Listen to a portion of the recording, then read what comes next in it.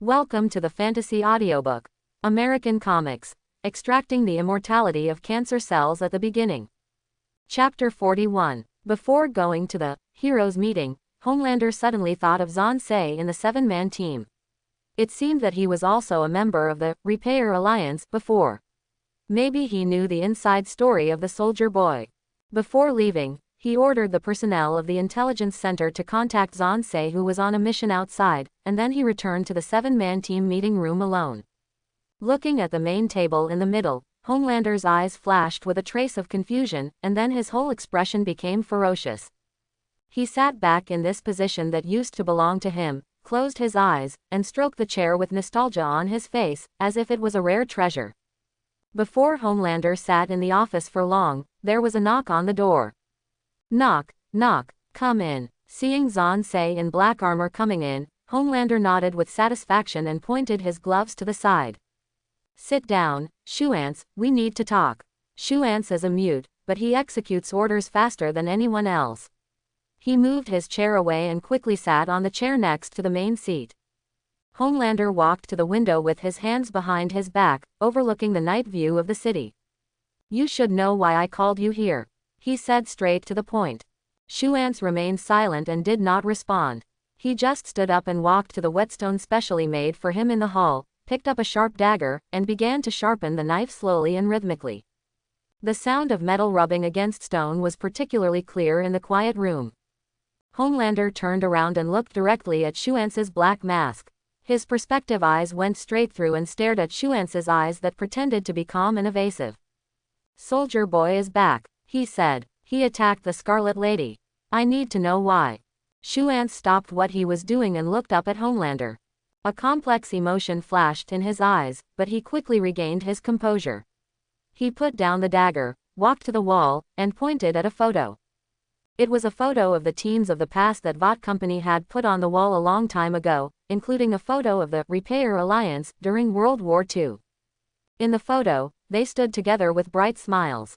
Shuance pointed at the soldier boy in the photo, then pointed at the others, and finally made a very bad gesture. Homelander frowned. You mean, he broke up with you? Shuance nodded, then walked to the file table and took out a document. He opened the document and pointed to one of the pages. Homelander looked closer and found that it was a report about the soldier boy being captured by the Russians. You all participated in this? Homelander asked with a hint of surprise in his voice. Shuance nodded again, and a hint of anger flashed in his eyes under the mask. He made a gesture of betrayal, then pointed to the logo of Vought Company. Homelander's expression suddenly became gloomy. You mean, not only you, but also Vought Company is involved? Zansei did not respond directly, but walked back to the grindstone and continued to sharpen his dagger, but his movements became faster, as if he was venting his inner anxiety. Homelander knew that this was Zansei's tacit performance. He took a deep breath and remained calm. If so, what might he do next?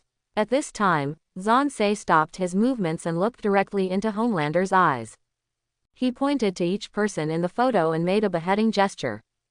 Homelander's eyes flashed with a trace of panic. You mean, he will come to each of you? Zansei nodded, then pointed to Homelander, made a crown gesture, and finally made a falling gesture.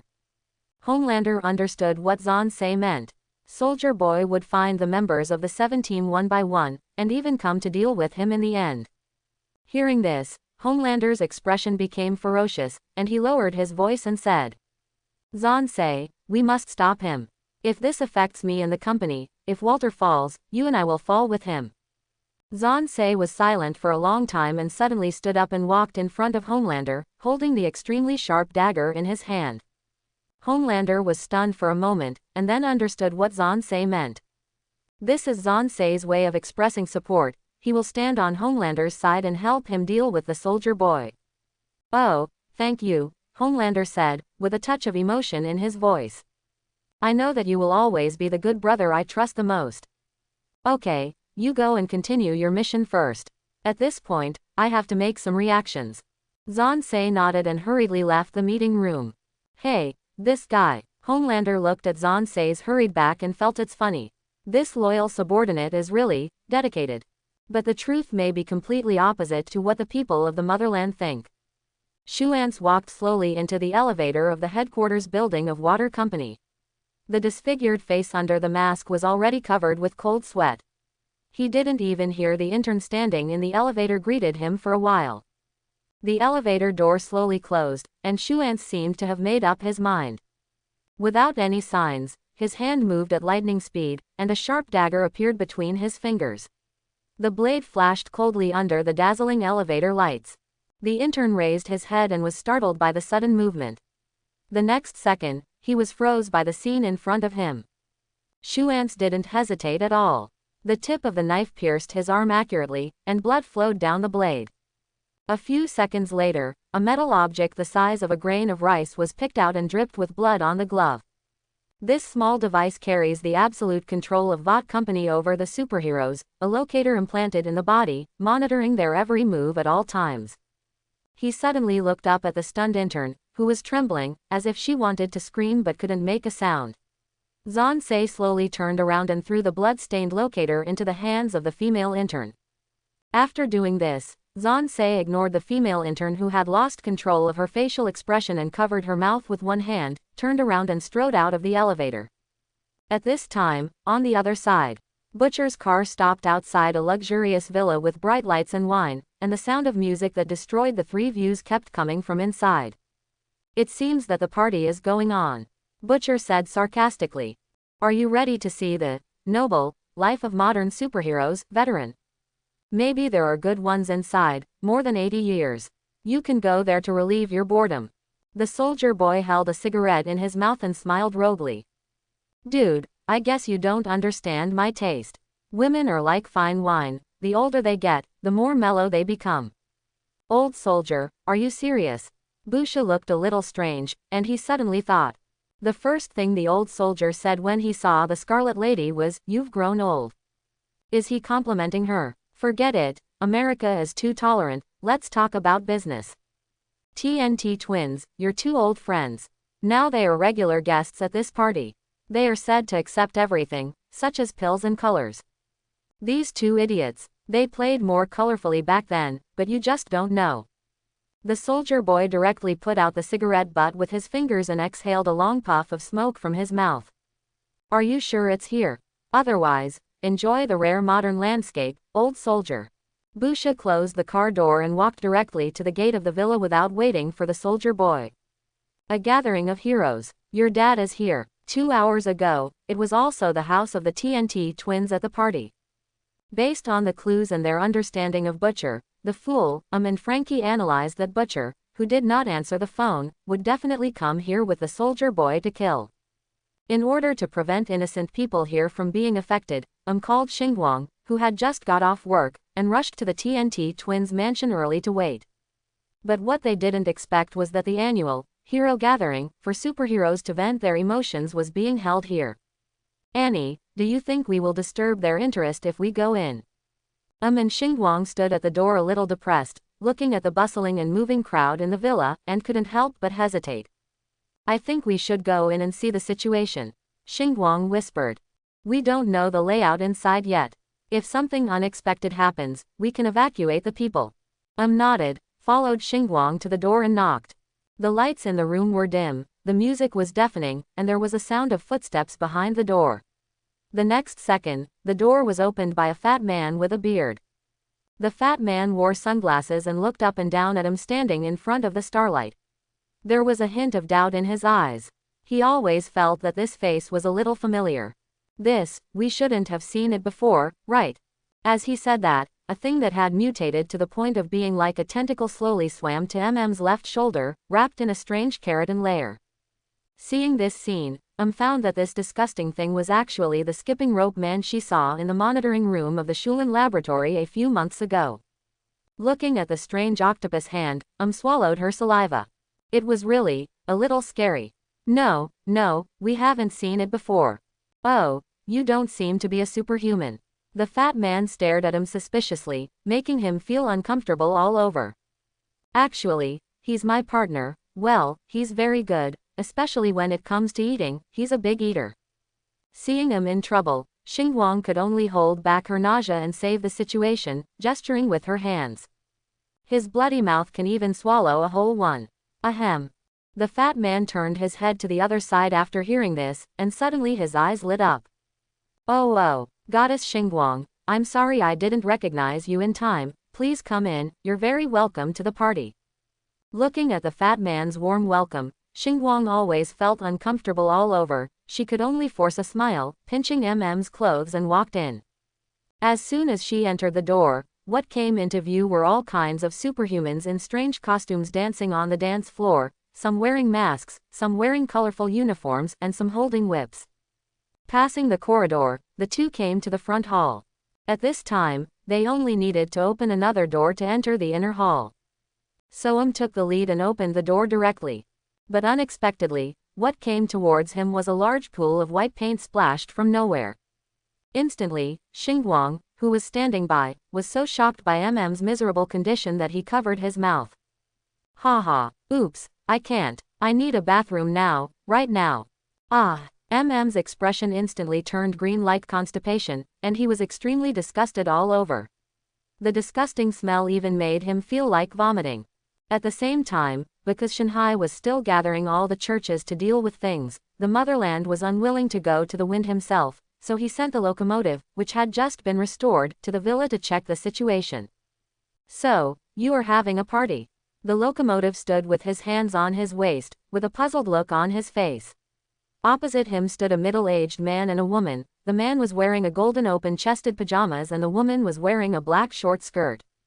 The two were the TNT twins. They were twins, but in fact they were a couple.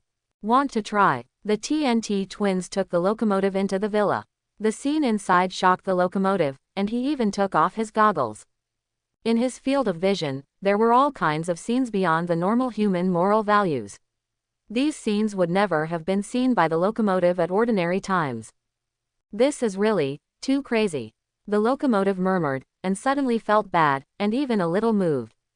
This is not good. No, I still have something to do.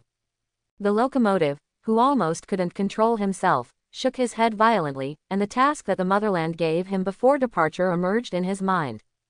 At that time, the motherland, who looked a little wrong, lowered his voice, his expression was gloomy, and whispered to him mysteriously. If the soldier boy appears, just get rid of him. Thinking of the faint red eyes of the Homelander, the locomotive suddenly felt his uniform sweating. That would kill people, but it seems that the target has not appeared yet, so it's okay to eat a little and watch it, right? The TNT twins saw the locomotive's expression, looked at each other, and smiled as expected. The scene rotated. Through the smoke-filled antechamber, the fully armed soldier boy walked into the villa with a hint of nostalgia. You know, man, in fact, you are more like so-called antiques. The soldier boy put the special cigarette behind his ear and looked at Butcher with interest, who was smiling evilly. Oh, are you going to continue your theory of strange habits? Butcher turned his head with an exaggerated expression. No, you may not know the origin of the first party decades ago. In fact, I took the lead in creating it. It's funny to say that you have continued for 80 years. The soldier boy looked at the scene in front of him with some amusement and raised the shield in his hand. But I'm really not interested now. I want to know where those two fools are now. According to the intelligence, this villa is their property. It is estimated that this party is also hosted by them. As the host, they should stay in the inner hall. Buchel shrugged and gave the soldier boy a look that he understood by himself. The soldier boy put Butcher down and walked into the inner hall alone. Just when Butcher wanted to go in with the soldier boy, his action was suddenly stopped by a thin hand. He looked back in confusion and saw Xingguang standing behind him, holding his clothes with one hand. Oh, Starlight, why are you here? Do you have a special liking for this party? Butcher, you fool, when did you become so strong that I can't stop you? I was also wondering why you are here. Where is the soldier boy? And I are here to stop you, the fool, from messing around and letting the soldier boy hurt innocent people. Oh, do you really think they are innocent? They don't go out to do some tasks to protect the masses, but instead they are here to party. Busha, they are just 18th tier, basically no assigned tasks, and has a grudge against the soldier boy. The soldier boy killed his whole family back then. No matter what, you can't make a decision behind MM's back. Hearing this, Butcher's ruffian face was a little unnatural, and the guilt in his eyes flashed, and then he responded. Last month, the Homelander killed Becca. No matter what, I will make him pay the price. Moreover, Ryan is in his hands now. Before Becca left, he also told me to take good care of Ryan. If you say that when his wife was still there, Butcher still had some thoughts and would not kill the Homelander, but now, he only has naked murderous intentions towards the Homelander, and he can use any means to the extreme. Jonathan basically only acts around his own interests in the Black Robe world, so he did not interfere with many scenes in the original plot, including what will happen to Butcher in the future. So, Becca finally died in disguised form at the hands of his countrymen, although it was actually Ryan who killed him. At this time, who had washed herself 3 times in the bathroom, opened the door and came out, bumping into Butcher and Starlight. The moment she saw Butcher, was so angry that her blood vessels burst. Butcher, you fool who only messes things up, you only care about your countrymen, when have you ever cared about the lives of our teammates? Don't you know, he killed Becca. Don't you know that the soldier boy, he killed my whole family. One life versus so many lives, why? Hypocrisy.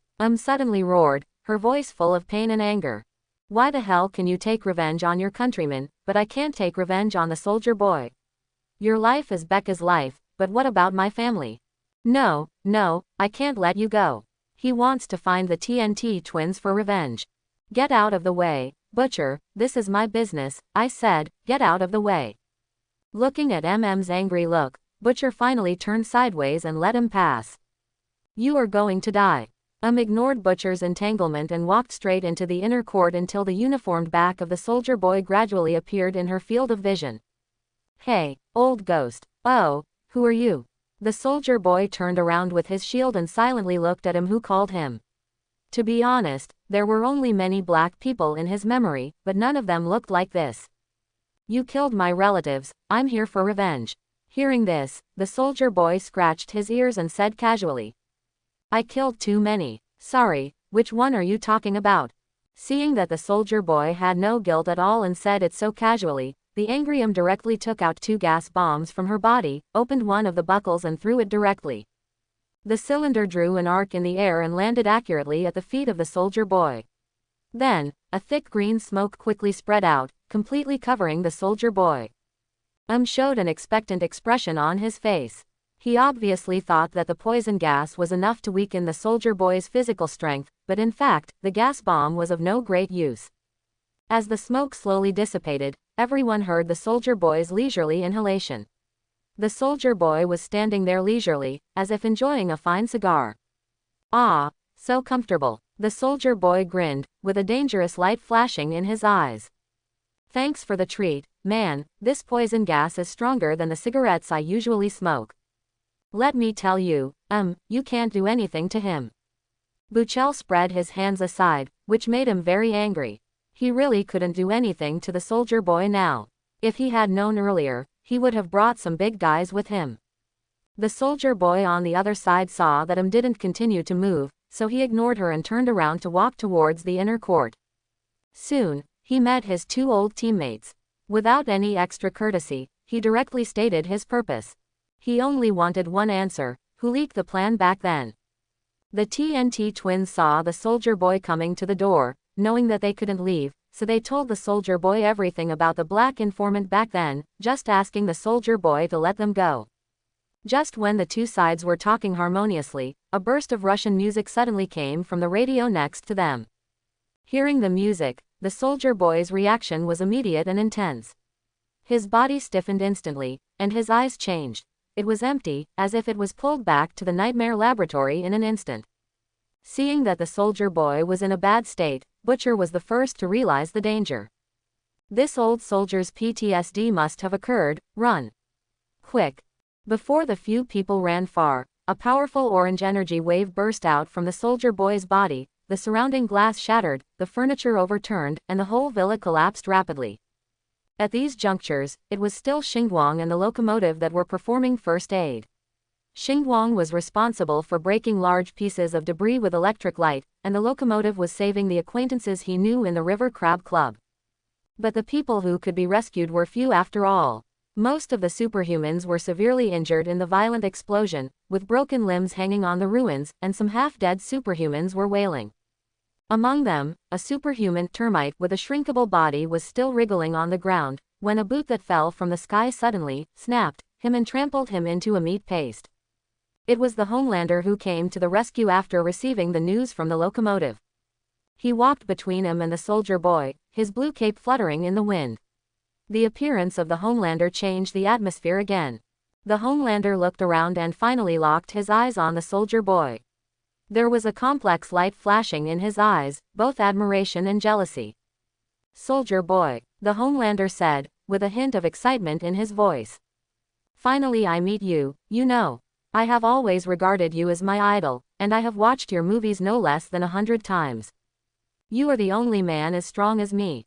The soldier boy raised his eyebrows and looked up and down at the Homelander. "Really, buddy?" the soldier boy sneered. "Do you think you look strong?" Homelander's smile froze on his face. He obviously didn't expect such a response. He saw Butcher hiding behind him and said, "Obviously, you violated our agreement." Before he finished speaking, Homelander's eyes flashed, and 2 lasers knocked Butcher to the ground. The soldier boy looked at Homelander casually doing it in front of him and sneered. "You are just my knockoff. Look at you, wearing a tights and a ridiculous cape. You are more like a soft egg giant baby who has not grown up." Homelander has been flattered since he was a child. Who dares to say that to him? You asked for it. Before he finished speaking, Homelander had already rushed towards the soldier boy at an astonishing speed. His fist was wrapped with strength and pointed directly at the soldier boy's face. Homelander took off and rushed directly in front of the soldier boy, holding his neck tightly with both hands, and then his eyes gathered red light, wanting to shoot the soldier boy in the face. But as a veteran of World War II, the battle-hardened soldier boy was not stupid. He sensed the threat and hit Homelander's jaw with a left punch, knocking his face up, and the laser that was about to be fired was temporarily held back by Homelander. Then, while Homelander didn't react, the soldier boy fired a combination of punches left and right, and the last punch went straight to the lower abdomen, hitting Homelander to bend over. Homelander took a few moves and quickly swung his fist to counterattack. The soldier boy dodged directly, and Homelander's fist hit the wall straight, creating a large area of cracks. After failing to hit, Homelander continued to counterattack and punched. But in fact, Homelander's close combat ability was due to the advantage brought by strength. He had not practiced combat skills specifically, and was hit in the face by the soldier boy's counterattack. But these punches were nothing to the 2 men who were so strong that they were abnormal, so they continued to fight each other, punching each other to the flesh. For a while, no one could do anything to the other. However, compared to the endurance, it was obvious that the Homelander was better. The soldier boy had just used a big move, and his physical strength and mana were in the cooling period. Therefore, the soldier boy's punches began to weaken during the fight, and the Homelander seized the flaw and grabbed the soldier boy's fists in one go. Snap! The Homelander caught the 2 fists firmly, his face was fierce, and he kicked the soldier boy backwards to the door panel and then fell to the ground. The Homelander did not pause, and stepped forward, grabbed the soldier boy's shoulders and threw him to the door panel again, grabbed the soldier boy's neck with one hand, and began to strangle him with all his strength. "You really excited me for a little while just now." The Homelander slowly lifted the soldier boy up, and his whole expression showed contempt. At this moment, Butcher, who had just been shot down by Homelander, somehow suddenly stood behind Homelander intact, his body shaking in a characteristic way. "Oi!" Hearing the familiar cry, Homelander turned his head, only to find that 2 golden lasers were coming towards him. The lasers directly hit Homelander's chest, knocking him several meters away and falling on a pile of ruins. Ahem. Wardfake. Homelander endured the pain, walked down from the ruins, and confronted Butcher. "What did you do?" "Complete destruction." Butcher shook his head proudly and uttered a word. Seeing Butcher's face, Homelander was furious, and he lowered his chin and punched Butcher head on.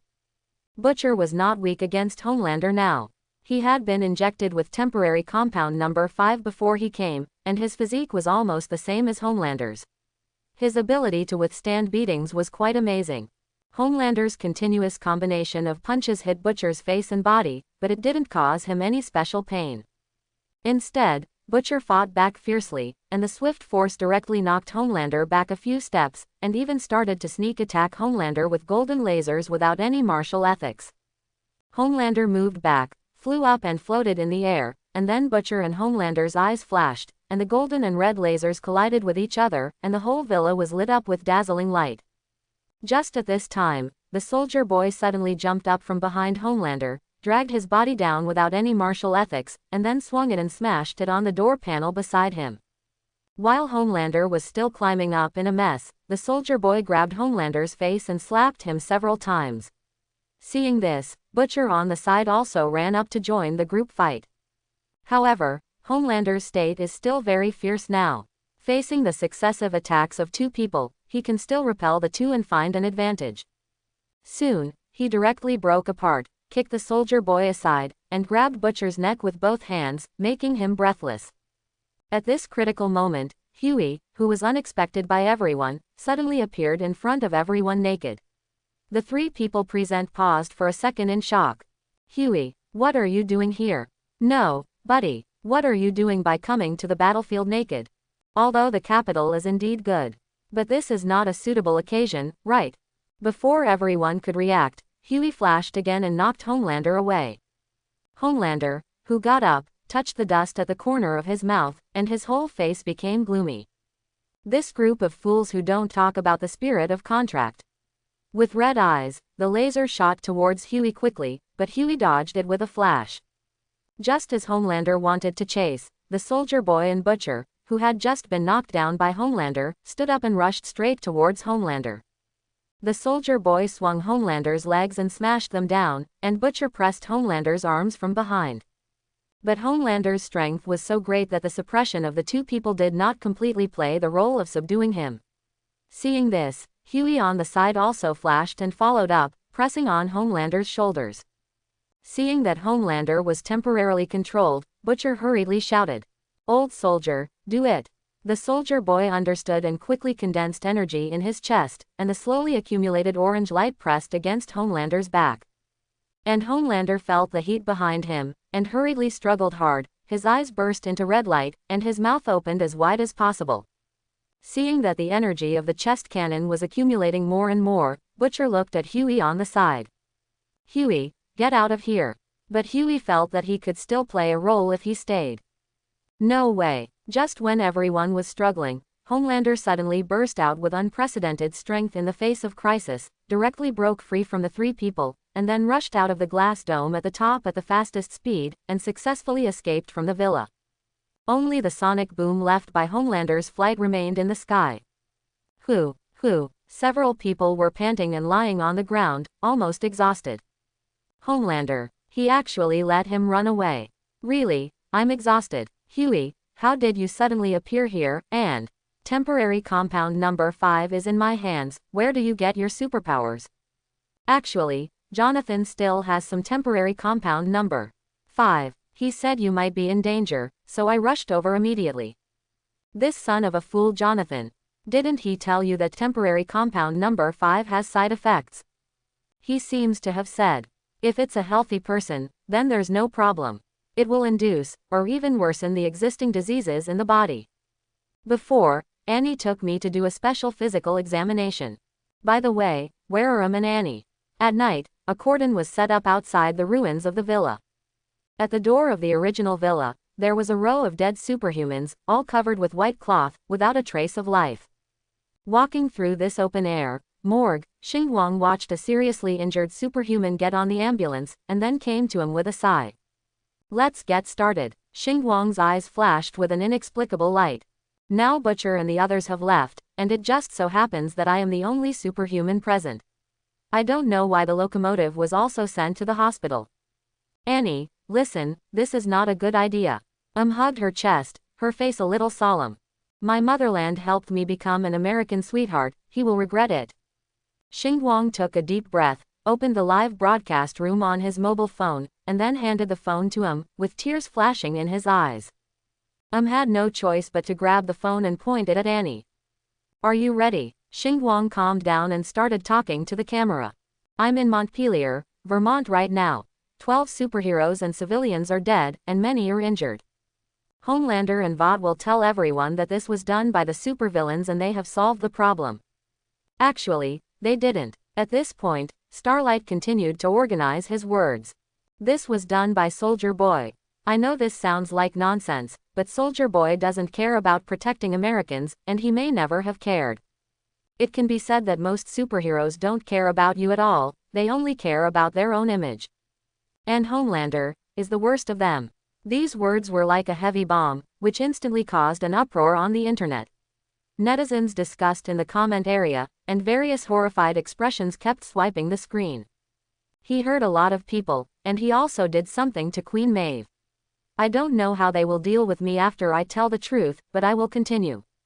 I should have exposed them earlier, I'm sorry. One more thing, I'm no longer Starlight, my name is Noir, I'm done with this. 5 days later, special report from Water News, a nation betrayed. Starlight live broadcast. It's been 5 days, nothing but Water's lies, Soldier Boy hasn't been caught, Queen Maeve is still missing. On the big screen of Water News Live, the recording of Starlight's speech in the live broadcast room in the past few days was played. Let's say it again, Maeve is undergoing rehabilitation treatment, and the Soldier Boy thing is complete nonsense. He died in 1984, and Starlight is just trying to incite panic.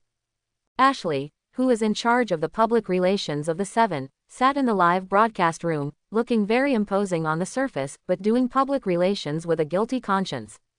Does she betray the Federation? I want to know, too. Is Starlight just hysterical? Another woman who expressed resentment after being abandoned by Homelander. That's right. Here, Ashley was doing public relations, and on the other side, Homelander was also giving speeches all over the country to maintain his support rate, trying to distance himself from this matter. Jonathan, the captain, and his girlfriend Kate also finished their speeches and returned to the Seven-Man Tower to help Walter stabilize the public opinion situation. It is worth mentioning that Jonathan also brought Huey to his office and asked him to learn to help him. Boss, since you know that something will happen to the River Crab Club, why don't you go down and help in person? Huey asked curiously while operating the computer. The display screen showed a newspaper reporter who had been incorporated into Hydra. In fact, it's useless for me to go. Homelander can fly. Do you think I can catch up with him with my ability?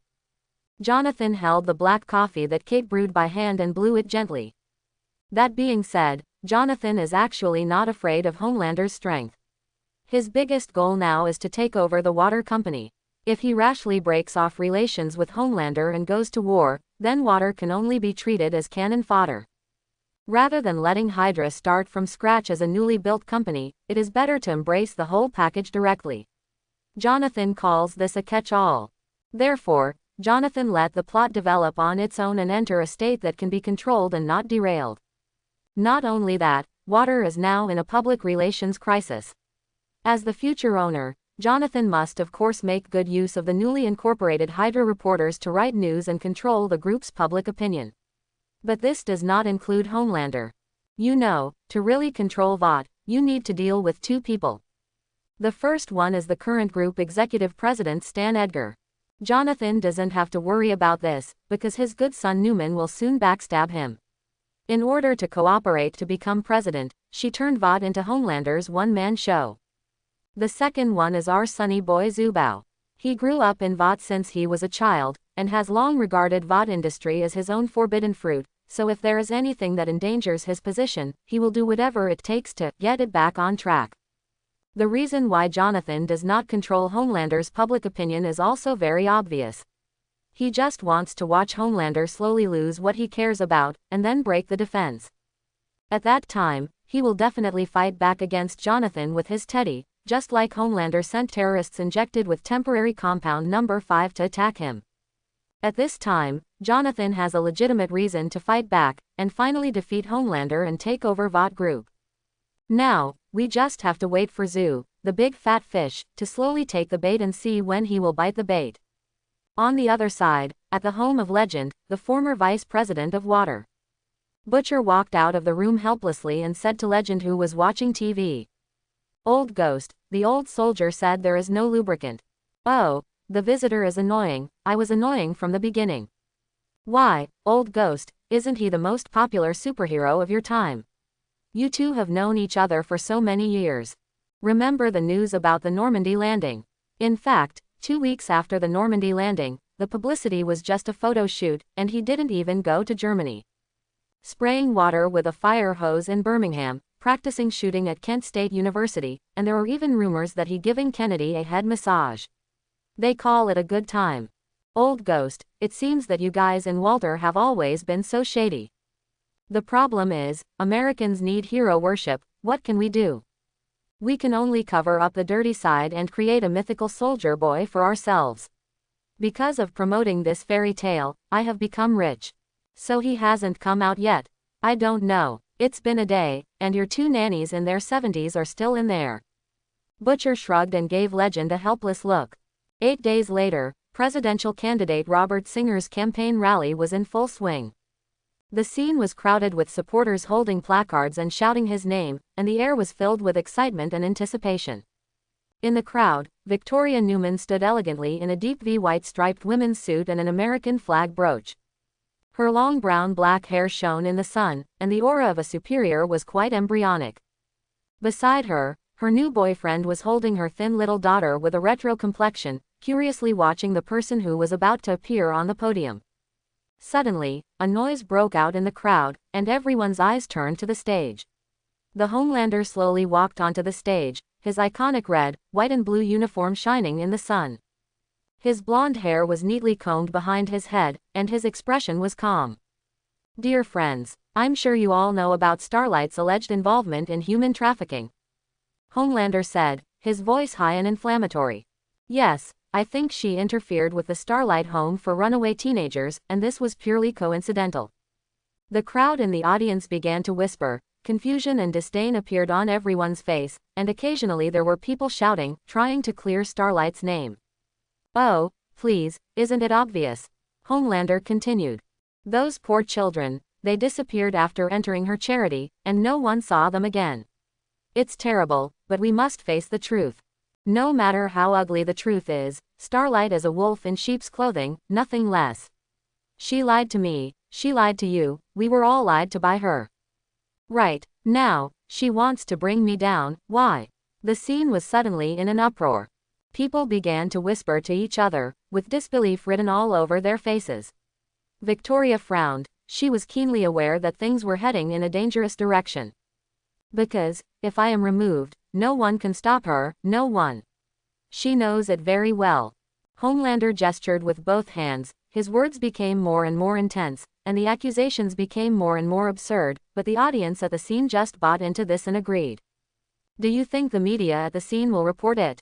Homelander pointed to the reporters and photographers standing in the back of the crowd, meaningfully. No, of course not. Newman, standing in the audience, stared at all this in amazement, and then smiled slightly. She found that people were easily deceived and manipulated by these obvious lies. That means that as long as there is inflammatory public opinion, it is easy to make the masses believe in something without reservation. The motherland on the stage was intoxicated by the cheers of the crowd. His oratory skills, the way he incited the crowd, and even the glittering tanning cream on his face were all means he learned from those dirty politicians since he was a child. Handy and high-spirited, however, just as the motherland speech was about to reach its climax, his expression suddenly became stiff. His eyes became trance, as if he saw something.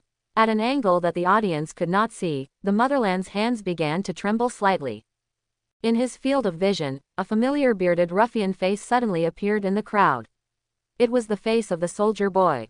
At this time, he was staring at the motherland with a scrutinizing look. This illusion only appeared for a few seconds, but it was enough to make the motherland lose his composure. His eyes suddenly flashed red with vigilance, and then he closed his eyes again as the illusion disappeared. Tell you, I love you. The motherland suddenly ended his speech, with a hint of imperceptible panic in his voice. Okay, thank you all, vote for Robert Singer, he's great. After saying that, he left the stage almost in a hurry, leaving a confused audience. Robert Singer quickly took the microphone from Homelander and tried to draw attention back to his campaign theme. Homelander walked quickly to the farm backstage. He needed to find a place to calm down. His heartbeat accelerated and beads of sweat oozed from his forehead. The illusion made him feel a strong sense of uneasiness and anxiety. He came to a small cowshed next door, which was quiet and secluded. Homelander looked at a black cow eating grass, looked around, and suddenly showed a serious smile. He liked drinking milk when he was very young. This hobby has been with him since he grew up, and he still has a special liking for it. So, he came to the front of the cow, holding an iron bucket in his hand, picked it up and began to milk slowly. While milking, the expression of the Homelander was full of satisfaction. This method was too stress-relieving, and he quickly let go of the uneasiness in his heart. Soon, a bucket of fresh milk was squeezed into the bucket. The Homelander carefully picked up the iron bucket and slowly poured it into his mouth like tasting fine wine.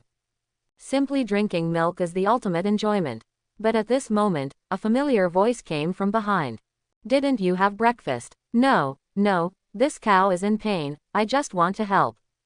Newman ignored the Homelander's irrelevant answer, tilted his head and said, "I'll tell the truth, because no one will tell it. Cheer up, admit that it is the soldier boy, and then take control of the situation."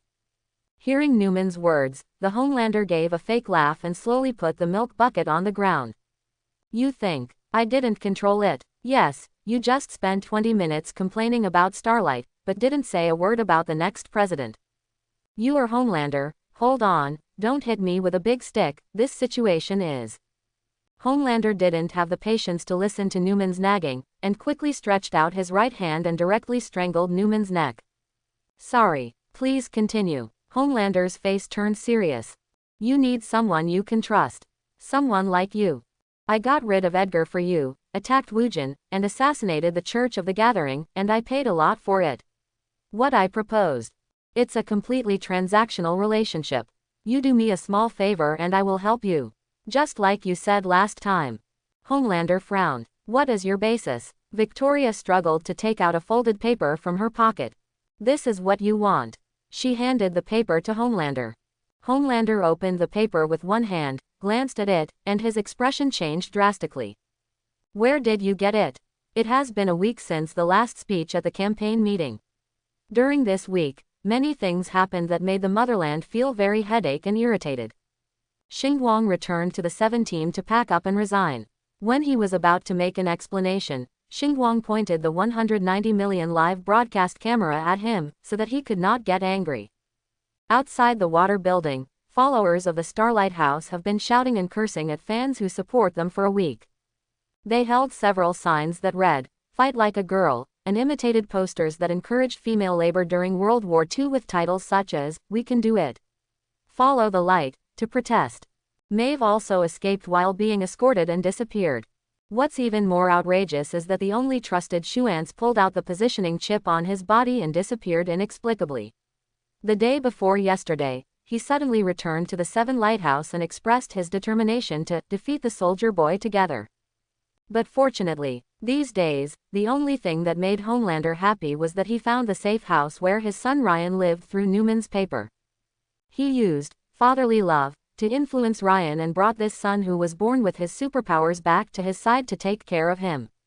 For decades, Homelander has been growing up in the laboratory. There are no so-called parents and relatives to give him the joy of childhood, and he doesn't even have the right to make friends.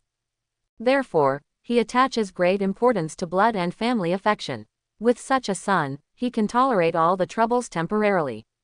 Otherwise, he really wants to use laser eyes to directly sweep all these ants who oppose him into 2 pieces of rotten meat.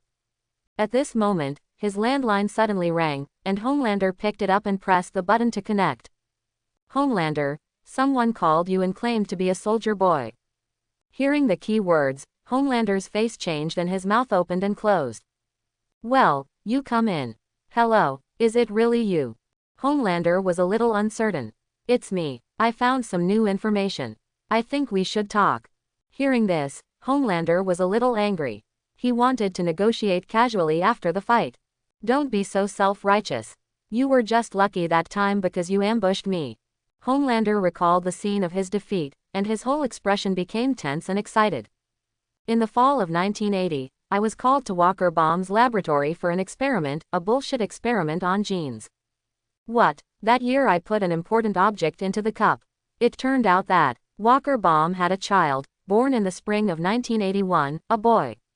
Tell you something interesting. If they continue to let me be a hero, I will make you the focus. Which father doesn't want to give the halo to his son? Hearing this, Homelander's eyes widened in disbelief, and his whole expression was blank. Soon after, he asked the HR to notify Xuan's to find him, and he stood alone in front of the French window, overlooking the bustling city below. Soon, the door was silently pushed open, and Zansei walked in. Homelander took a deep breath, turned to face Zansei, with a deliberate fake smile on his face. "You're here," Homelander said, his voice deliberately kept steady. "We need to talk." Zansei nodded, approached Homelander, and started sharpening his knife again. Homelander put his hands behind his back and paced back and forth. "So, you used to be teammates with Soldier Boy, you know him." His voice was low, with a little hidden depression. "What kind of person is he?" Zansei was a little confused after hearing this, so he walked aside and wrote the 3 letters, "bad," with the black marker he carried with him. "Please, no one is completely bad." Zansei continued to underline his words twice. When he was in the repair squad, Soldier Boy was like a dictator. He would abuse his teammates if they did something wrong, or beat them up if they did something wrong. He also interfered with the freedom of every member. There was even one time when Soldier Boy smashed half of his brain with his shield, and he was in so much pain. Seeing Xuan's reaction, Homelander was a little surprised and reorganized his words. "He is my father. At first I didn't believe him, until I looked through all the company files and found out that this shit was true, haha." As he spoke, Homelander laughed to himself. "You know, they lied to me all my life, what a surprise.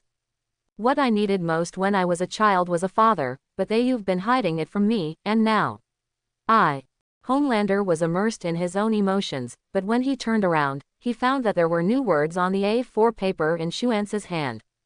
"Must kill him. I'm not sure I want to kill him. It's funny, everyone thinks that you are like an unfathomable sphinx, very mysterious, but I don't think so. My perspective eyes can see through your mask, I can see the scars left by the battle, your familiar and evil smile, I know whether you are happy or sad, I know whether you are telling the truth or lying." Xuan's black lenses flickered, but soon returned to calm. Homelander suddenly felt a wavering in his heart. "Do you know that I have a father, and he has been alive all this time?" Quote. Zansei was silent for a long time, then nodded gently. He knew that if he lied, Homelander would know it immediately, so it was better to tell the truth. Looking at Zansei's familiar mask, Homelander's face wrinkled painfully, tears flashed in his eyes, and then a strong sense of betrayal and anger surged into his heart. "Who?" Homelander took a deep breath and put a hand on Zansei's shoulder. "Do you know, Zansei?" Homelander's voice suddenly became unusually calm. "I have always regarded you as the person I trust the most. I thought you were the only one who understood me. Why didn't you tell me?" Quote. Homelander choked, and his expression suddenly turned cold. Before Xuan could react, Homelander's hand penetrated Xuan's abdomen and grabbed his internal organs. Xuan's eyes were wide open, and pain and confusion were written all over his face under the mask. Then Homelander pulled his hand out again, and the parts inside Xuan's were directly taken out by Homelander and exposed to the air. "You should have told me earlier." Homelander's cold eyes simply glanced at Xuan's miserable condition, and then walked out of the meeting room without looking back. On a seemingly peaceful morning, at MM's home, Queen Maeve, who had just escaped from the escort vehicle, was eating an apple pie to fill her stomach, and she was looking at each other with Frankie, Starlight, Kimiko and others. Everyone's face was very bad, and a solemn atmosphere filled the air. It was who spoke first, breaking the awkwardness. "So, what is the situation now? Soldier Boy, if he goes to the 7 Lighthouse to seek revenge on his countrymen, you should know the consequences." Queen Maeve crossed her legs and continued. "The water group has thousands of employees. If 2 people fight, then the entire building may collapse, and many innocent employees will die in it. Where did that fool Butcher go? When I last saw him, he was still with the Soldier Boy. Based on his usual behavior, I guess he has found a place to hide so that we can't find him." Frankie added on the side. Maeve wiped her mouth after finishing her apple pie, and suddenly remembered a place she had visited with Butcher before. Everyone, I think, I know where he is. On the other side, in a temporary rental apartment in New York. Come on, have a drink before you leave. Butcher poured a glass of whiskey for the soldier boy, and he couldn't wait to drink it. The soldier boy held the glass and sat at the bar, thinking. Hey, man, haven't you seen the musical, An American in Paris, back then? Oh, is it another promotional video showing your masculinity? The soldier boy didn't respond to Butcher's dirty talk, and continued. You know, I'm not from a poor family. My father, steel tycoon Carnegie, owned more than half of the iron smelters in the United States. He and Rockefeller are key figures in the fate of the United States. In the process of monopolizing the market, they also experienced more collusion between officials and businessmen and dark history than you are experiencing now. I was not a good child back then. I was expelled from every boarding school I went to, and was finally despised and insulted by him, saying that I was not qualified to inherit his name. So, in order to get his funny recognition, I went to accept Walter's number 5 compound experiment and became the first American superhero, Soldier Boy. It's ridiculous that I still didn't get his recognition in the end. He actually said that I took a shortcut. I said so much. In fact, I still have a son now. Hearing this, seeing that the soldier boy seemed to want to show his fatherly love that he didn't get back then to his countrymen more and more, Butcher's expression gradually became serious. Old soldier, the Homelander is not your son except for the few genes he inherited from you.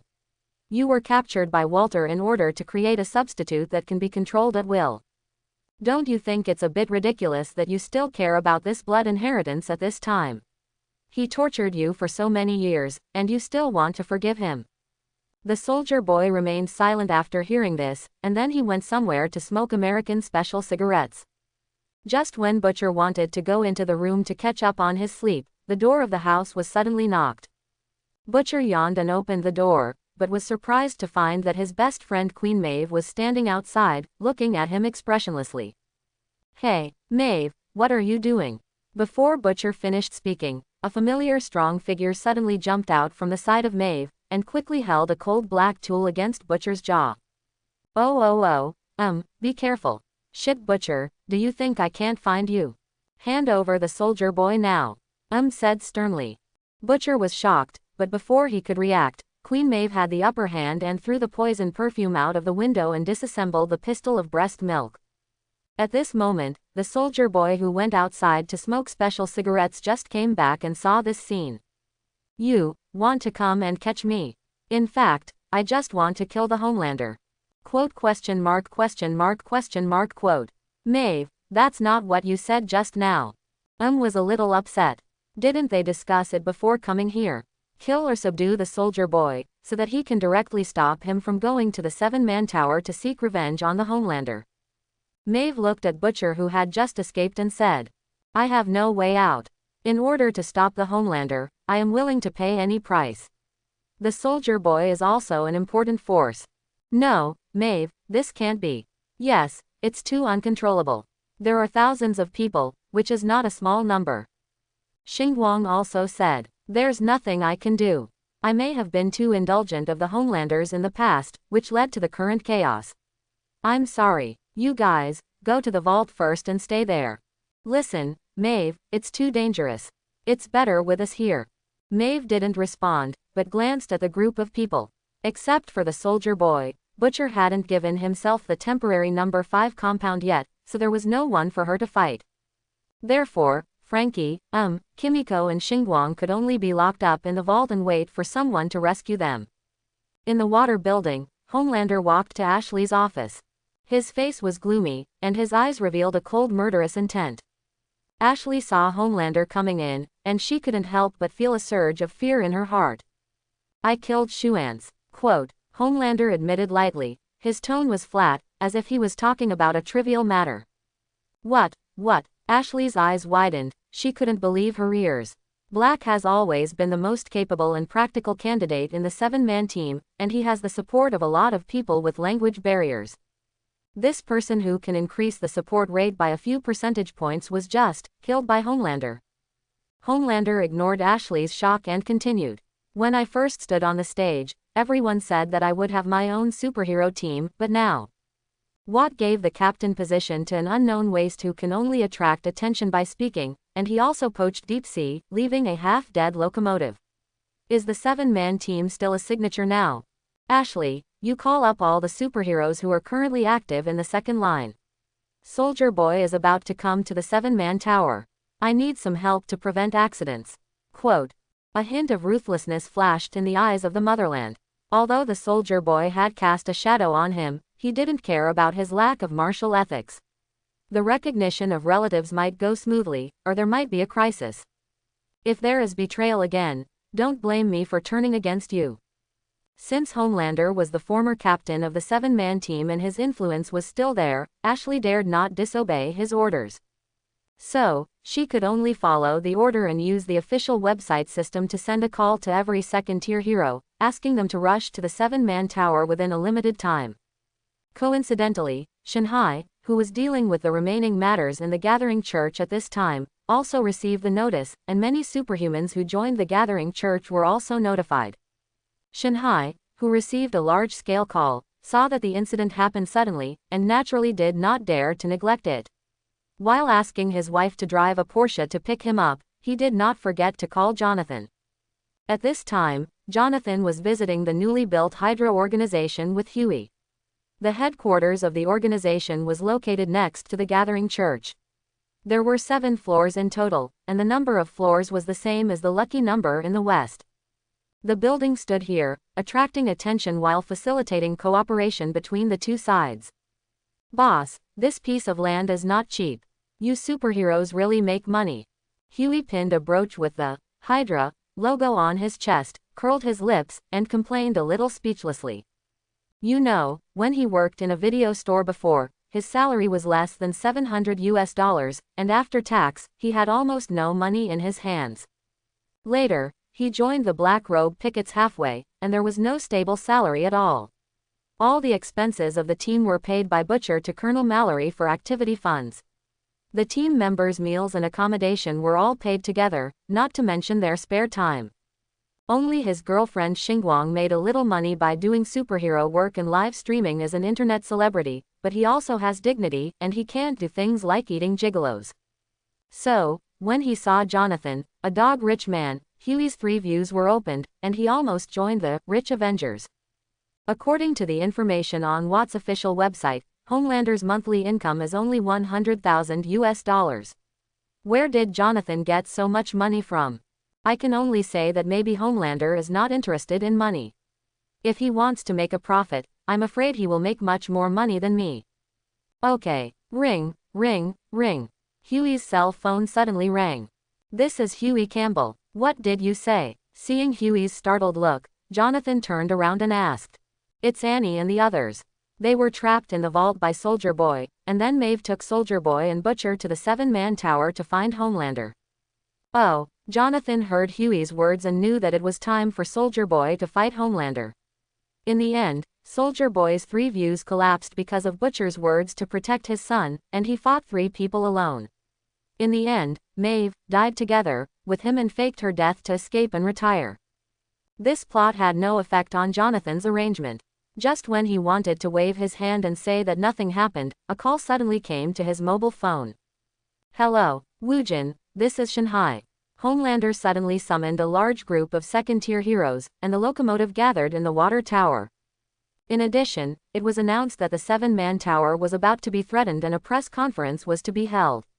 Now a large number of media have arrived at the scene. I am almost there now. So Woojin, do I need to do anything? From the looks of him, it seems that he is going to do something big. Big thing. Jonathan raised his eyebrows. The plot seemed to have an uncontrollable change. The original Homelander had been staying in the water tower, and he also took his son Ryan to his side, and wanted to play the family card with the Soldier Boy. But now, he has summoned a large group of heroes. What is going on? At this time, on the other side, in front of a mirror in Homelander's luxurious office, Homelander was staring at himself in the mirror with a cold smile. Then, he put on the gloves placed aside one by one, and walked slowly to the conference room at the end. Soon after, Homelander stood at the front of the conference room, looking down at all the second-tier superheroes who were already sitting at the long table, and the locomotive standing beside with his arms folded. His eyes swept over every unfamiliar face, and his heart was full of disdain. "Okay, everyone, stop making noise," Homelander said, with a hint of impatience in his voice. "Today, let's discuss the upcoming crisis." The second-tier heroes looked up in confusion, their eyes blurred. "Ah, what crisis? Isn't it still fine?" Homelander resisted the urge to shoot lasers, and said with a gloomy face. "Starlight's live broadcast has been in the Mo-Fei group. The superhuman was attacked some time ago, and, you guys, the captain has been replaced by a useless kid, who is good for nothing except giving speeches. So far, you think, this is not a crisis. Those things are no big deal, right? We have always been in the second line, isn't it always like this in the end? Homelander, we are not members of the 7-man team. These decisions are generally made by the board of directors. How can we interfere?" Homelander felt a headache after hearing this. He began to miss Xuance's existence. At least Xuance would listen to him carefully and give a satisfactory answer no matter what the situation was. This time is different. Homelander tried to be patient. "The biggest crisis is that Soldier Boy is coming. You know, before me, he was the most glorious name of that era." "Soldier Boy, is he still alive?" "No, didn't Ashley say that Soldier Boy's resurrection was fake?" Quote. The second-tier heroes in the audience were talking and shaking their heads, which made Homelander feel annoyed. Homelander took a deep breath and tried to control himself not to kill these idiots on the spot. "I have been the spokesperson for Vought's image for more than 10 years. Some time ago, my captain position was replaced by someone else. If he did better than me, I would have nothing to say, but now, he is sitting there doing nothing. Not only him, but even the legend of the previous era is going to appear to compete with me. Although, I have some connection with him, maybe he will agree to some of my conditions, but maybe not." Quote. "At this time, you need to help. Helping me is helping Vought, which is also helping yourselves. What do you think?" "But, Homelander, the current captain of the 7 is Woojin, and we have no authority to obey your command," the superhuman named White Dove suddenly said. "Really?" Quote. Red light filled up in the eyes of the Homelander, and 2 red rays flashed. The head of this superhuman in white uniform exploded like a watermelon, and the substance in the melon pulp scattered all over the conference room, and hot blood splashed all over his face. "Everyone, do you have anything to say now?" "No. No. Homelander, we all listen to you. Okay, you guys go out, no one is allowed to come in without my order." Homelander waved his hand as if nothing had happened, and drove the frightened second-tier heroes out of the conference room one after another. "Locomotive, and Ashley, you stay." When all the second-tier superhumans left in a hurry and went to the next floor to wait, Homelander closed the door and turned to Locomotive. "You guys who are not good enough and are more likely to cause trouble always make me worry. Do you know what contributions I have made to the 7-man team and how much effort I have put in?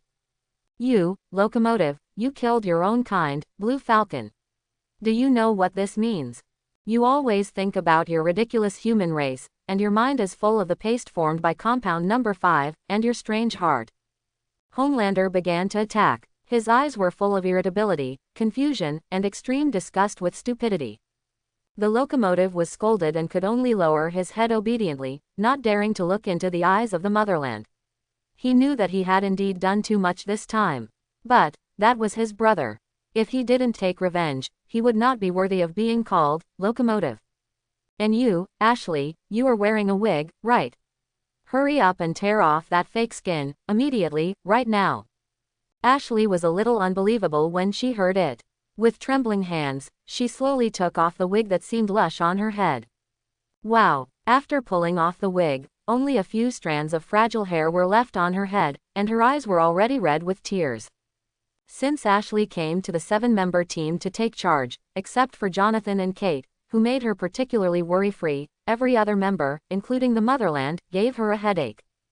These superheroes relied on their influence and narcissistic complexes, were arrogant and undisciplined, causing Ashley's work pressure to increase sharply. Whenever she felt stressed, she would pull out a handful of hair with force. A month has passed. Her hair volume is now stretched to the limit, visible to the naked eye. Homelander is really too bullying. Locomotive, now I give you a task, go and assassinate the vice president. Homelander ordered. Locomotive's heart tightened. This task was very difficult for him. Although he was fast, he could not guarantee whether there were any witnesses at the scene. Once exposed, his heroic career would be over. But he had no choice. With Homelander's noncommittal look, he had no courage to resist at all. Okay. At this time, the black robe pickets locked in the vault fell into despair. There was no other reason. The door of the vault was extremely strong. According to Xingguang's fist strength, it would take about half a day to open it. Fortunately, Frankie's mobile phone had been modified and could receive weak signals in the vault, so he hurriedly called Huey. Soon after, they heard a noise coming from outside, and the rotary lock on the vault door was turned, exposing the outside air. The door opened, and to everyone's surprise, in addition to Huey, Jonathan, the current captain of the Seven, was standing next to him. Wu Jin, why are you here? Shouldn't you be in the Seven Tower now? Now inexplicably has hostility towards relatively unfamiliar superheroes. It's nothing, in his opinion, these unfamiliar guys are not good people. Also, Huey, why did you call him here? Guys, he actually led me here. The door of the vault was locked tightly, and it was Jonathan who helped you open it. Was a little speechless when she saw this, but Frankie on the side became curious. So, Huey, you are Wu Jin's follower now. You are our team member. We said we would fight Homelander together. Oh, Frankie, I am not on Homelander's side. On the contrary, we have to deal with Homelander. The situation outside may be completely different from what you think. After Huey's summary, several people vaguely understood the current situation. So, Homelander has entered a state of war readiness. How dare he? Isn't he afraid of causing panic among the people?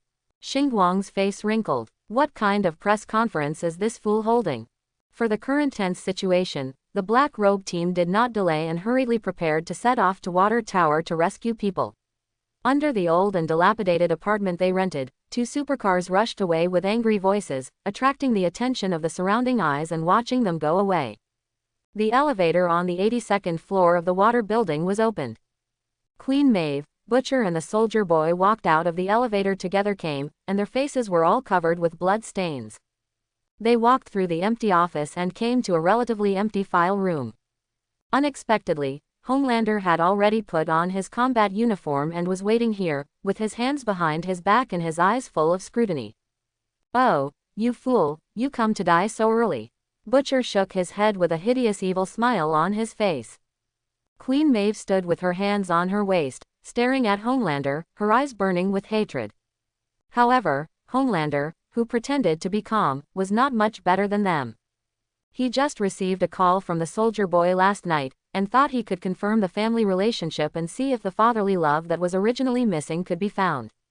As a result, today, his good father just ran to his headquarters with two enemies who had made enemies with him and confronted him. It seems that everyone knows that he is not a good person. Thinking of this, Zubao became more and more angry, and directly cursed angrily. Soldier boy, I am your son, your own flesh and blood, and our family reunion is the most important thing. Look, not only do you have me, you also have a lovely grandson, come. Ryan, come and see your grandpa. As he said, the motherland carefully led a boy out from the side. The boy had blonde hair and blue eyes, and his appearance was really similar to the motherland and the soldier boy. Look, this is your grandson, he inherited all our good genes. Ryan, come and call Grandpa. Grandpa. Hi, Grandpa. Ryan looked at the soldier boy in front of him with some strangeness, and there was also some curiosity in his eyes. However, this call of Grandpa not only did not move the soldier boy, but aroused his resentment and disdain. He did not expect that his substitute, the culprit who harmed him, was a giant baby. He turned his head away speechlessly, not wanting to see this physically uncomfortable scene. Unexpectedly, the motherland began to shed tears again. His expression was full of sincerity and desire for family affection. In fact, I am you. The soldier boy put his hand on the motherland's shoulder and said. I know, but you are so disappointing. crying like a giant baby who has not grown up. How could I have a weak son like you? The soldier boy's words were full of disappointment, helplessness, and a hint of hidden hatred. Really, so disappointed. What? Before the motherland could react, the soldier boy's hand that was originally on the motherland's shoulder suddenly rose up, directly pinched the motherland's chin tightly, and slammed it back. Chapter 51. At this time, Queen Maeve and Butcher saw the soldier boy attacking Homelander, and they rushed forward without any martial ethics to suppress him. However, Ryan, a little boy who came to the side to recognize his grandfather, suddenly hugged Butcher's thigh tightly and shouted, "Don't hit my dad, Grandpa." Seeing that Homelander was about to be beaten up, the little boy couldn't bear it anymore, and shot a laser eye directly at the soldier boy, knocking him to the window beside him, and the glass shattered all over the floor. But this little damage obviously couldn't break the defense of the soldier boy who had the strongest defense on the surface. He stood up and swung his hand, and the flying shield flew directly forward to Ryan, smashing him into the wall. Ryan, Homelander, who was eager to protect his child, ran to the side and squatted down to check Ryan's injuries regardless of his safety. When Homelander showed the weakness behind him to the soldier boy's chest immediately gathered orange light, and he wanted to give Homelander a love massage directly. But Butcher, the sixth brother, had promised his wife Becca before he died that he would take good care of Ryan. Therefore, he hesitated for a while, then made up his mind, and shot out golden lasers from his eyes, shooting the soldier boy who was accumulating power several meters away. After the soldier boy quickly got up from the ground, his whole expression was full of confusion. "What the hell are you doing? You can't kill that kid. Revenge is the most important thing." Butcher replied, "He is my wife's son." After hearing this, the soldier boy was completely dumbfounded, and his worldview collapsed. He looked at Butcher, the seemingly normal bearded man, with an incredible face. "Wait, my son did artificial nucleic acid for your wife, and you actually want to save that cub? Are you addicted to cuckolding? I made a promise. You, a treacherous villain, don't kill him." The soldier boy looked at Butcher, who was against the sky, and was directly laughed out of anger. "I'll kill you." Then, the soldier boy was about to attack forward, raising his shield to hit Butcher. At this moment, the countryman who had settled Ryan turned around with a gloomy look in his eyes, and the anger hidden under his expression was about to erupt like a volcano. He suddenly waved at a camera in the corner, and then rushed towards the soldier boy. At that time, the soldier boy was fighting Butcher with real fists, and the two of them fought back and forth, and the momentum at the beginning was very fast. But the soldier boy was fully armed, and the armor on his body alone was bulletproof. Not to mention that he was holding a shield in his hand, so every punch of Butcher was easily blocked by the soldier boy, making him feel very frustrated. Since fists and feet don't work, use superpowers. While the soldier boy was using the shield to block, Butcher quickly pinched the soldier boy's shoulder with one hand, and then held it firmly. The golden laser continued to shoot out of his eyes, burning the soldier boy's eyes. But who is the soldier boy? When he was in the laboratory, he swallowed Gatling guns and bathed in acid and fire every day. Until now, there are basically few things that can physically break the soldier boy's defense. Therefore, when Butcher's laser shot at his face, it was just the same effect as a flash bomb, and his face was not actually burned. The soldier boy slapped Butcher in the face, holding back his laser, and then a combination of punches and a kick directly knocked Butcher to his knees. Then, the shield in his hand was swung, and the soldier boy smashed Butcher's forehead with the tip of the shield, making him roll his eyes and his mind began to wander. Then he picked up Butcher's thigh with one hand, swung it up and down like a toy, and smashed a big hole in the floor. Seeing that Butcher was no match for the soldier boy, Homelander's eyes flashed with disdain, but he was suddenly intercepted by Queen Maeve during the flight. "Maeve, don't stop me, I have more important things to deal with." "No, you don't stand a chance." Queen Maeve kicked Homelander sideways and kicked him behind the storage cabinet. She punched Homelander's head relentlessly, and every move was a fatal blow, without mercy. Looking at the sunken iron cabinet, Homelander turned his head incomprehensibly, and his eyes no longer concealed his anger. "Maeve, I have tolerated you again and again, and I didn't kill you, but you still want to kill me. Including you, Butcher, that fool, and this soldier boy, and the waste who replaced me. What you did is really ruthless, and it really pissed me off. I won't hold back anymore." As he said, his face, Homelander, twisted by the rising anger, rushed towards Queen Maeve at a very fast speed and shot a laser. Maeve quickly blocked it with the heat-absorbing metal on her bracelet. Homelander continued to pursue the victory, pinching the back of Maeve's head with one hand, and suddenly exerting force with the other hand. His fingers sunk into Maeve's eye sockets. With another twitch of his hand, Maeve's eyeball was dug out alive by Homelander and thrown casually on the floor. Maeve entered a trance for a while because of the severe pain. The whole person fell to the ground uncontrollably, grabbing with one hand randomly, trying to find her eyeball. Maeve didn't find the eyeball, but she found a long nail. She puffed her hands, pinched the long nail, and then found the position with lightning speed, and fiercely inserted it into Homelander's ear. Ah! Homelander felt an extremely severe pain in his ears. He covered his ears and let out an extremely suppressed scream. At this time, Maeve on the ground endured the severe pain and wanted to take advantage of Homelander's weakness to complete a Jedi counterattack. On the other hand, the soldier boy was the opposite. At this time, Butcher was holding his hands tightly against the tip of the soldier boy's shield that was pressing down on his neck. The soldier boy was very strong. In the mutual wrestling, Butcher's fingertips also oozed bright red blood, which fell drop by drop on his face and eyes. Just when the two sides of different camps were about to complete the fatal blow, a purple lightning that condensed into substance struck the soldier boy and Queen Maeve directly, knocking them away. Homelander, who was half kneeling on the ground and enduring the pain, looked at the door. At this time, more than 10 people were standing at the door.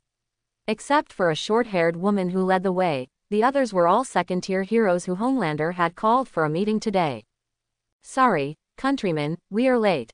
If I hadn't forced them to come up, I'm afraid they would have run away by now. Oh, I forgot to introduce myself. My name is Storm, and I rushed here without stopping after hearing your instructions." Storm. Homelander patted his ears, opened and closed his teeth and masseter muscles, trying to correct his hearing. He pulled out the long nail that pierced his eardrum with one hand, closed his eyes, and put one hand on his ear to stop the bleeding. "You came at the right time. Soldier Boy is here, and Maeve is also one of the rebels. Anyone who resists will be killed without mercy." Homelander stood up with a shaken body, hooked his finger at one of the second-tier superhumans, and asked him to take Ryan down. Then, he endured the pain and dizziness, and looked at the battlefield in front of him without distraction.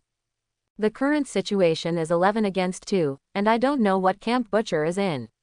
Let's put him on our side, which is a 6-to-1 ratio." In fact, Queen Maeve and Soldier Boy were planning to fight in a group first, and Homelander launched a counterattack. This is reasonable, not bullying the minority, but fair and just. If nothing unexpected happens, he is sure to win. But before that, the Soldier Boy is definitely a threat. According to the trace analysis of the Intelligence Center, the chest cannon he released is not only extremely powerful, but also radioactive. After the Intelligence Center compared the data with the Soviet laboratory at that time, it was verified that this radioactivity has the special effect of eliminating the generation of compound number 5 in the body of the superhuman. Unless injected again, all the abilities of the superhuman will be permanently erased. Thinking of this, the red light in the eyes of the motherland rose, and the free red photons floated in the air like a flame tail. "Since you are unkind, don't blame me for being unjust." Swish. 2 extremely high-quality red lasers flashed quickly, knocking the Soldier Boy who was in a stalemate of wrestling away, and his body directly smashed the locker into a dent. A knockoff. It's just a knockoff after all. The Soldier Boy quickly got up, half of his body spun forward, and used centrifugal force to throw the shield in his hand like a flying disc at Homelander. Although Homelander was strong and physically strong, his defense was relatively weak. When he fought with Queen Maeve, his nose was broken. After his ear was severely injured, his mental concentration was not as concentrated as before, so when facing the Soldier Boy's shield attack, he was consciously resisting, but was still smashed back several meters by the powerful thrust. "You old thing who should have died in World War II, let me end you today." Homelander stood up from the ground with a hideous face, and then his whole body was suspended in the air, and he fired the laser at the Soldier Boy again. Seeing this, the Soldier Boy quickly avoided Homelander's sight, then ran forward to find the position of his shield, and then stepped on one foot, took the shield back into his hand, and took advantage of the situation to resist Homelander's hot sight. The material of the soldier boy's shield is similar to that of Queen Maeve's bracelet. Both are inlaid with heat-absorbing metal, which offsets most of the heat of Homelander's thermal vision and reduces its power. After finding a favorable opportunity, the soldier boy took 2 steps at a time and rolled towards the hidden places around him. In a short period of time, Homelander's laser could not lock the soldier boy's position, and he seemed a little angry. Then he increased the output power of the thermal vision and replaced the vision splitting with continuous laser sweeping. Seeing that Homelander had increased the intensity of his attack, the soldier boy knew that simple shield attacks and hand and foot skills could not do anything to Homelander. The only way to fight back was to use the same long-range attack as Homelander. Thinking of this, the soldier boy hurriedly used the shield to block his body, and at the same time, orange energy began to condense rapidly on his chest. Last time, he fell into a weak cooling and charging state after firing a chest cannon. If he was like last time, he would only have 1 shot to gamble. So, he planned to use intermittent artillery fire to deal with Homelander. In less than 5 minutes, Soldier Boy's mini chest cannon was formed. Hiding behind the shield, he gave Homelander a false perspective, thinking that he was blocking hard. In fact, his chest cannon was ready to go. As long as he picked up the shield, he could give Homelander a big surprise. Soldier Boy, I say the same thing again. You really excited me for a while. Someone helped you last time, but this time, you won't have another chance. Oh, really? To be honest, you are really not strong. Soldier Boy said, and suddenly moved the shield away from his body. Originally, Homelander thought that Soldier Boy had given up resistance and was about to show his signature smile. Unexpectedly, an orange energy beam rushed towards him. It turned out to be a set of close-range big moves by Soldier Boy. As the beam approached his body, he found that he felt soft all over. Although all his abilities were still there, he just felt a terrible feeling of exhaustion and overdrawn. This feeling made Homelander feel extremely uncomfortable both physically and mentally, but it was useless to feel uncomfortable at that time. He was directly knocked away by the energy beam before he could resist. After knocking Homelander away, the Soldier Boy looked at the superhuman who was trying to take Ryan away not far away. Little fool, attack your grandfather. At this time, on the other side, Queen Maeve was in a difficult battle. It was because she was blinded in one eye by Homelander. The severe pain from the wound and the judgment of one eye made her particularly uncomfortable. The most annoying thing was that after she escaped, she hid in a place with the Queen's sword and practiced swordsmanship in seclusion. After she came out of seclusion, she found the Black Robe team and asked for help. But now, I didn't bring my sword. Queen Maeve scanned the scene and found that there were few weapons she could use. She could only randomly pick a steel pipe on the ground to deal with a dozen second-tier superhumans. Most of these second-tier superhumans were lucky survivors from the Heroes River Crab Club. They did not suffer much damage, so their physical fitness was at its peak. Some of them could generate ice cubes at will, their bodies extended like Luffy, their mouths spewed fire or their whole bodies hardened. It was very difficult for Queen Maeve to deal with these dazzling superhumans. Although she was a strong physical warrior, her defense ability was not strong enough. It was okay to deal with superhumans with hardened bodies or melee abilities. But when dealing with those superhumans who would consume at a distance, she had no way to do it. She could only rely on her own reaction to dodge, but she would often be hit, and her whole state was taking a sharp turn for the worse. Busha, are you dead? If you are, come and help me. Queen Maeve just used a steel pipe to repel a superhuman with eyes on his hands that could cause temporary blindness, and shouted with her eyes closed. At this time, Butcher was still half lying down to adjust his state. After hearing Maeve's call for help, he straightened up by supporting himself on the ground, shook his head, and smiled evilly. Okay, minions, your daddy is here. As he spoke, Butcher steadied himself and adjusted the direction of his face. Then 2 blazing golden lights burst out from his eye sockets, pointing directly at the 2 superhumans surrounding Queen Maeve. The quality of the laser was pretty good. One of the 2 superhumans with slightly weaker defense exploded and died on the spot, while the other was knocked several meters away, shaking the papers on the desk into flying all over the sky. However, just as Butcher was about to continue, he did not notice that a purple lightning line was coming towards him from behind. Zila, poor Butcher, he had just stood up for a short while when he was attacked by the extremely harmful lightning and fell to the ground again. This kind of lightning not only acts on the body surface, it also penetrates into the body, wanders around and destroys every inch of the body. He wanted to struggle to get up, but found that his limbs were paralyzed and the whole person was out of control. Only by waiting for the numbness of the bite to disappear, he would have the opportunity to regain control of his limbs and get up. Maeve, it seems that you are not qualified to be a superhero. Storm's eyes were arcing, and his short hair was floating in the air. He said in a sarcastic tone. You who help Homelander, don't you know his character? How can he lead you if he can kill his teammates? Queen Maeve supported the table with one hand, her expression full of anger. In fact, she didn't expect that Homelander had so many followers. But what she didn't know was that perhaps among so many people, Storm was the only follower, and the other second-tier heroes were simply afraid of being killed by Homelander's laser. In fact, they were just trying to save their lives.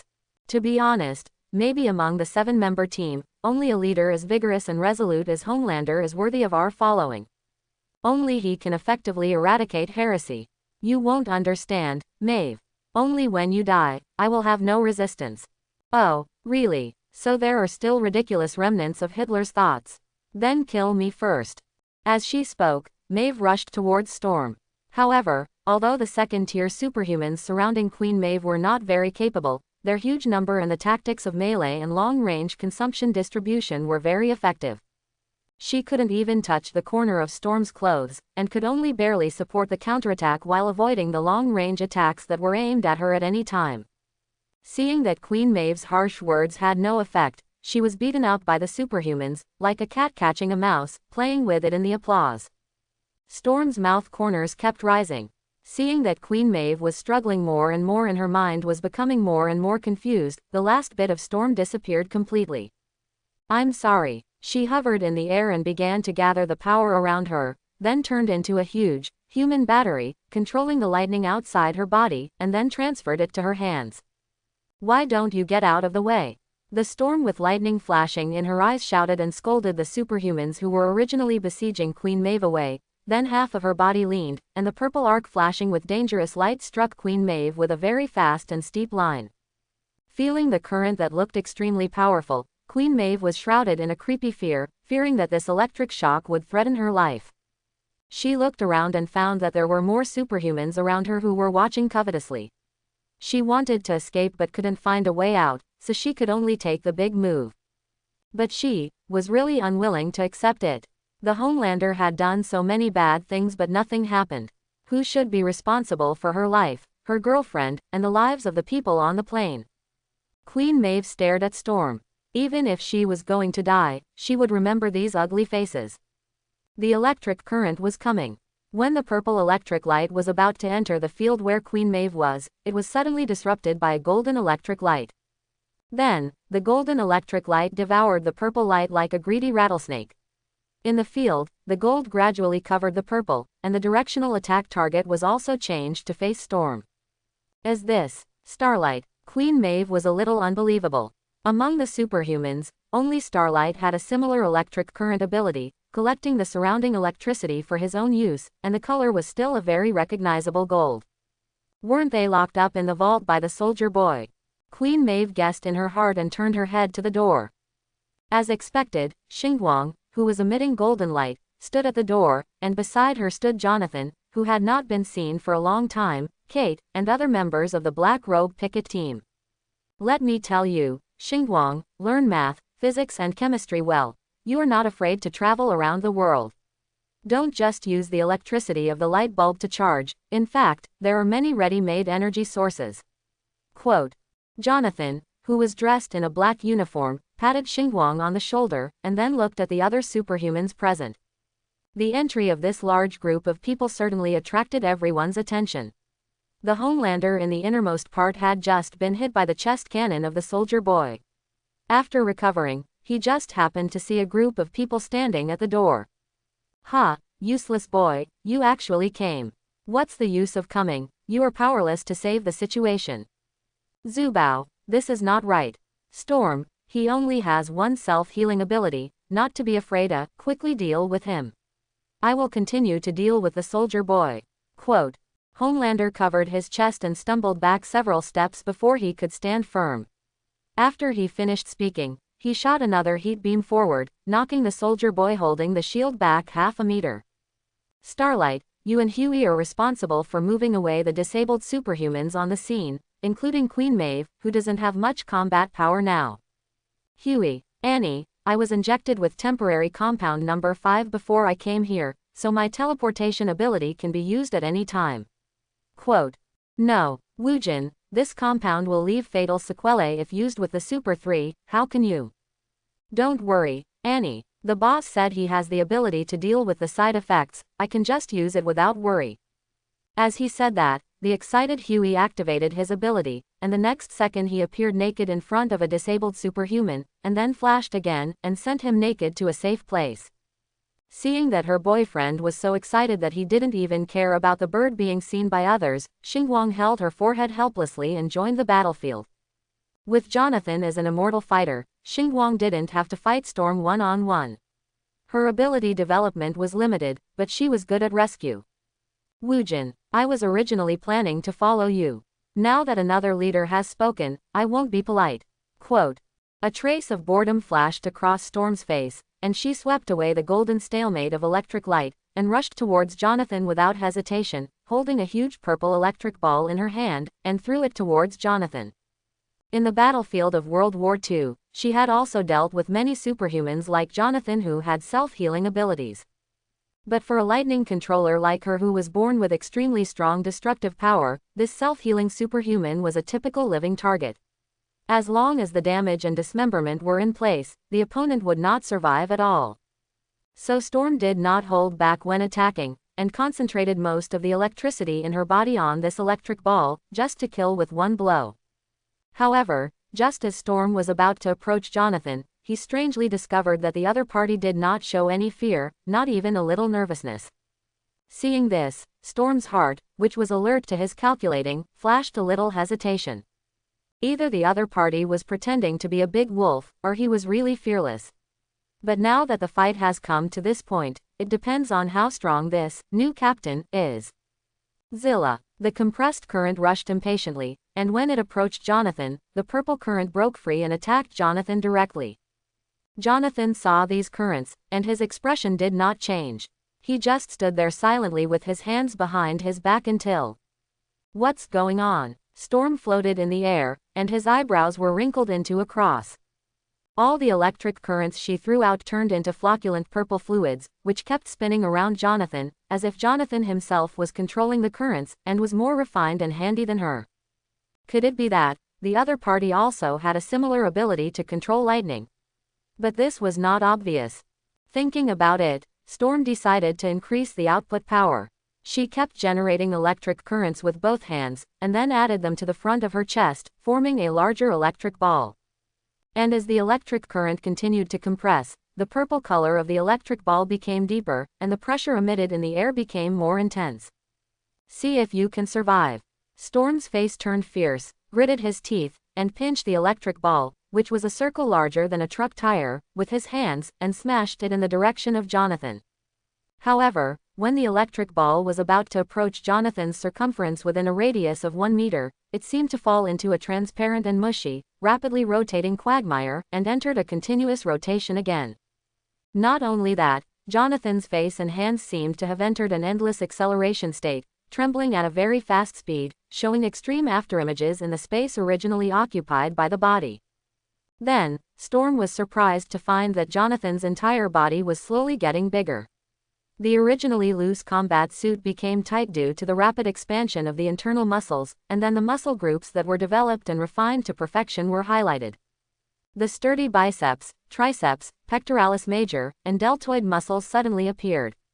At the same time, Jonathan's hair also grew longer as the electricity was continuously absorbed, spreading from the roots until all the hair turned into silver and purple. Not long after, Jonathan, who had absorbed the electric energy, looked up, and his eyes, which were also flashing with purple electric light, ignored the storm floating in the sky. The black combat suit on his body was covered with electric patterns, which gave Storm a very oppressive visual effect. Feng Bao looked at Jonathan, and kept calculating her chances of survival in a fight with Jonathan. Her figure retreated slightly in the air, always on guard against any possible sudden attack from Jonathan. At this time, other superhumans around saw Feng Bao and Jonathan in a brief struggle, and came to Feng Bao to surround Jonathan. "Oh, you want to attack me? Just now I kindly asked someone to rescue your injured companion." Jonathan looked at these superhumans silently, with a slightly frivolous tone. "It's this new captain. Do you still remember the purge when he took office? At that time, you were still first-tier stars and continued to perform commercial performances, but later you could only become second-tier, relying on selling figures and performing dramas in small cities to survive. Don't you want to vent and take revenge?"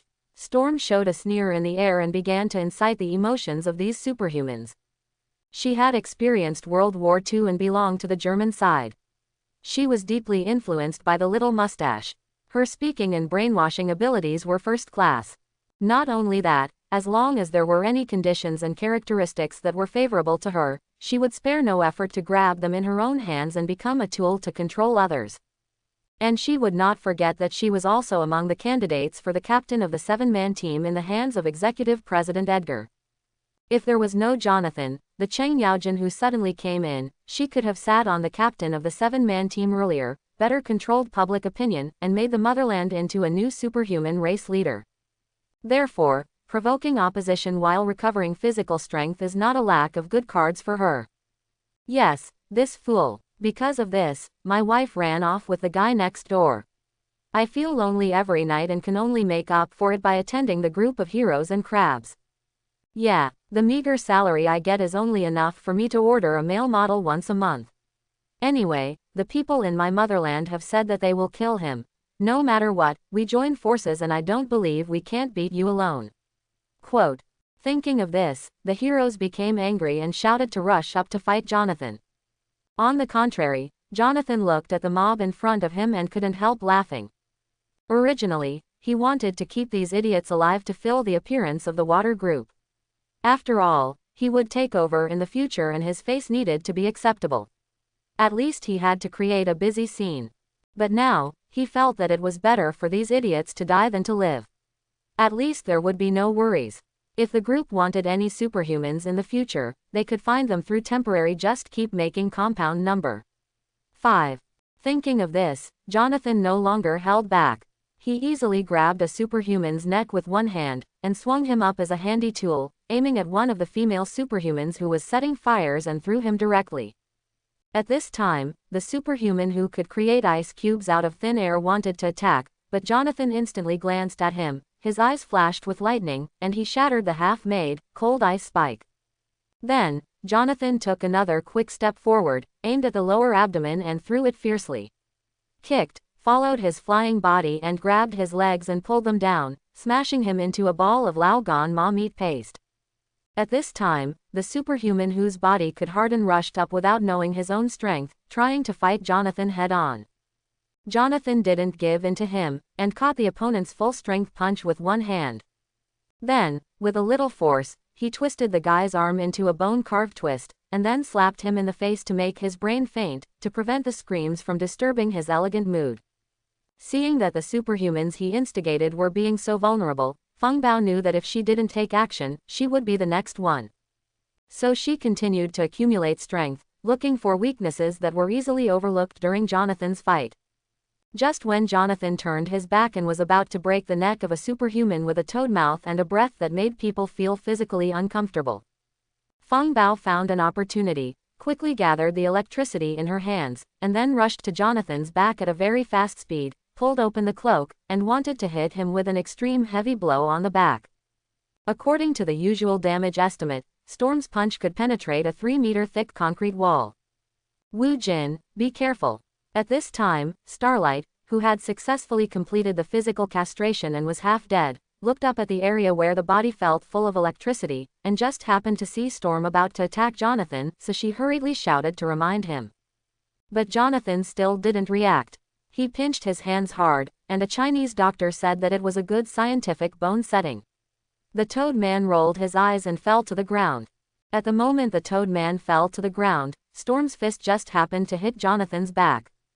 But the scene of the skin and flesh being torn and the heart being pierced that Storm expected did not appear. Instead, her hand was stuck in Jonathan's extremely refined muscles, and she couldn't pull it out no matter how hard she tried. It was at this time that Storm had time to see clearly that her hand seemed to be stuck in an eye, where Jonathan's back muscles gathered. If you pull your vision back and include Jonathan's entire back in your field of vision, the lines formed by the three-dimensional muscle groups that suddenly rose up actually formed an extremely hideous face. This visual effect almost scared Storm to death. She supported Jonathan's back with one hand, and at the same time, she was trying her best to absorb the free electrons around her, trying to pull her hand out in one go. However, as she continued to absorb and exert force, she was horrified to find that the muscles that locked her were not a real touch, but like a cotton swamp without any leverage. Not only that, she also found that whenever she absorbed electrons from the surroundings and catalyzed them into lightning, the new power was directly absorbed by Jonathan, and it seemed that Storm's own physical strength was also absorbed by him. At this time, Jonathan suddenly turned his head, grabbed with one hand, and easily pinched Storm's neck, and then held him in the air. At present, Jonathan's nearly 2-meter height compared to Feng Bao's 1.6-meter figure made Feng Bao's entire vision filled with blood red, and Jonathan's entire face was flashing with purple lightning. As for why it was blood red, it was purely because Jonathan's strength was too great, and Feng Bao's eyes were bloodshot. What on earth? Feng Bao's face flushed, and his hands slapped Jonathan's hands frantically, while his lower limbs kept kicking, trying to break free. You are so smart, you should be able to guess it, right? Jonathan continued to hold it high, pinching Feng Bao's eyes and rolling his eyes. His short hair was messy, and black blood was faintly flowing from the corners of his mouth. Storm was in a state of shock and was about to suffocate. The only thing in her mind was the vision of Jonathan's body turning upside down when she attacked. Her lightning was purple, and Jonathan also turned purple. That made sense. It was not that she couldn't break free, but her strength, including the electricity generated by her body, was absorbed, thus strengthening Jonathan himself. Don't forget, bioenergy is also a kind of energy. Storm stared at Jonathan, with a hint of realization in her eyes. It's energy absorption and release. Bingo, guessed it right, but there is no reward. Jonathan exerted a little force with his fingers, and Storm's neck made a click sound of bone fracture. Her head tilted, and she was thrown to the ground by Jonathan. This arrogant extreme racist in the original book had his neck easily broken by Jonathan. He died with his eyes open, took a delicious and inexpensive lunchbox, and went to apply for a job at Satan. At this moment, Homelander, who was in a fierce battle with the soldier boy on the other side, felt something strange here. He turned his head and saw the tragic scene of Storm being thrown to the ground with his neck twisted. Due to Jonathan's interference, Homelander did not have much interaction with Storm. For him, it was just a loss of a powerful fighting force. His emotions did not fluctuate much because of Storm's death. But now, he has a full sense of crisis. It's nothing. The soldier boy is now accumulating strength and is ready to fight him at any time. The butcher on the side has recovered and has climbed up and is about to rush up. I don't know which camp he is in. And Jonathan here, he doesn't know where Jonathan's changes came from. But he knows very well that Jonathan is now much stronger than the waste who can only heal himself before. He can even smell an extremely strong threat from Jonathan. Thinking of this, Homelander only felt that there were threats all around him, and he was a little shaken. He wanted to leave. Anyway, escaping by myself is not the first once, it seems nothing to escape again. Thinking of this, Homelander turned to the window and quickly shot 2 lasers to shatter the window. Then he paused and wanted to lean back slightly and fly away from where he was. But before he could fly too high, Queen Maeve, who was rescued by Quan Guo Huey, suddenly appeared, swung a steel bar, jumped into the air with 3 steps, and hit Homelander's kidney with the greatest force. Homelander was hit and hit to the other side, covering his waist with his hands, and his eyes immediately shot red light at Maeve. At this time, the cuckold butcher, who stood up again nearby, found something wrong, and quickly pounced on Queen Maeve and knocked her to the ground. The 2 people brushed against each other and just avoided the hot sight. Seeing the two escape, Homelander's face was full of anger. He wanted to escape but was stopped, and wanted to recognize his relatives but was also stopped. No matter what, he was the one who was unlucky. In this case, no one wanted to live. What was the point of suppressing Walter and not helping him? Homelander thought madly, gathering all the energy in his body into his eyes, and then increasing the output power to the highest. At this time, the red light of his two eyes was directly transformed into a lava-like light body, spreading to the temples, bags under the eyes, and the bridge of the nose. The intense power forced Homelander to grit his teeth and control the energy output, clenching his hands tightly. At this time, the Soldier Boy's power storage also reached the maximum value. Perhaps due to the inheritance of blood, Homelander and the Soldier Boy would fall into a trance and out of control when they stored power. The father and son faced each other and were about to fight. However, the intensity of the wave generated by these two people is enough to blow up half of the water building. This water is in Jonathan's pocket. No matter what, Jonathan will not let these two people be human bombs here. I'll take them down. At this time, Queen Maeve said, pulling her hand away from Butcher's shoulder, as if she had made up her mind. No, Maeve, you just stay here. Anyway, I'm dying, why not let me do it? Butcher took a deep look at the Homelander, and then looked at Ryan, who was standing in the corner protected by a female superhuman and trembling, and said, I say, you two should take good care of your injuries and don't make trouble. Jonathan was a little speechless. It was okay for the Soldier Boy to fall from the building alone, but now with the addition of a Homelander, the explosion caused would definitely blow up the bottom of the building during the fall. He didn't want to spend money to rebuild such a good water building. And as a result, everything on the upper level will collapse directly. This is a sacrifice without considering the situation. It's better to let them fight in the sky. Wu Jin, but you can't fly. But I can jump. Jump. Queen Maeve looked at Jonathan's body carefully, her face full of doubts. After all, this superhuman physical enhancement must have a limit. Just jumping, how far can you jump? Although Jonathan didn't know when she suddenly had a brand new and completely unseen ability, no matter how you look at it, it is also an evolutionary type of physical enhancement. Queen Maeve herself can only jump 5 or 6 meters at most, but these 5 or 6 meters, there are still dozens of floors above. Jonathan must jump high enough and far enough away from the building. But this is obviously beyond the scope of superhuman ability. Relax, I have my own way, Jonathan said, and came between the two and observed their status separately. To be honest, although they were both accumulating strength, the Soldier Boy, as a native of the motherland, obviously had a much better mental control ability than the native. On the other hand, Homelander's mind was in chaos at this time. His eyes were filled with red light, and his teeth were constantly opening and closing. It seemed that he would lose control soon. If these two people were to fight, the impact would definitely be great, so, could we do something to reduce the damage? Thinking of this, Jonathan turned his head to Homelander and put one hand on Homelander's eyes.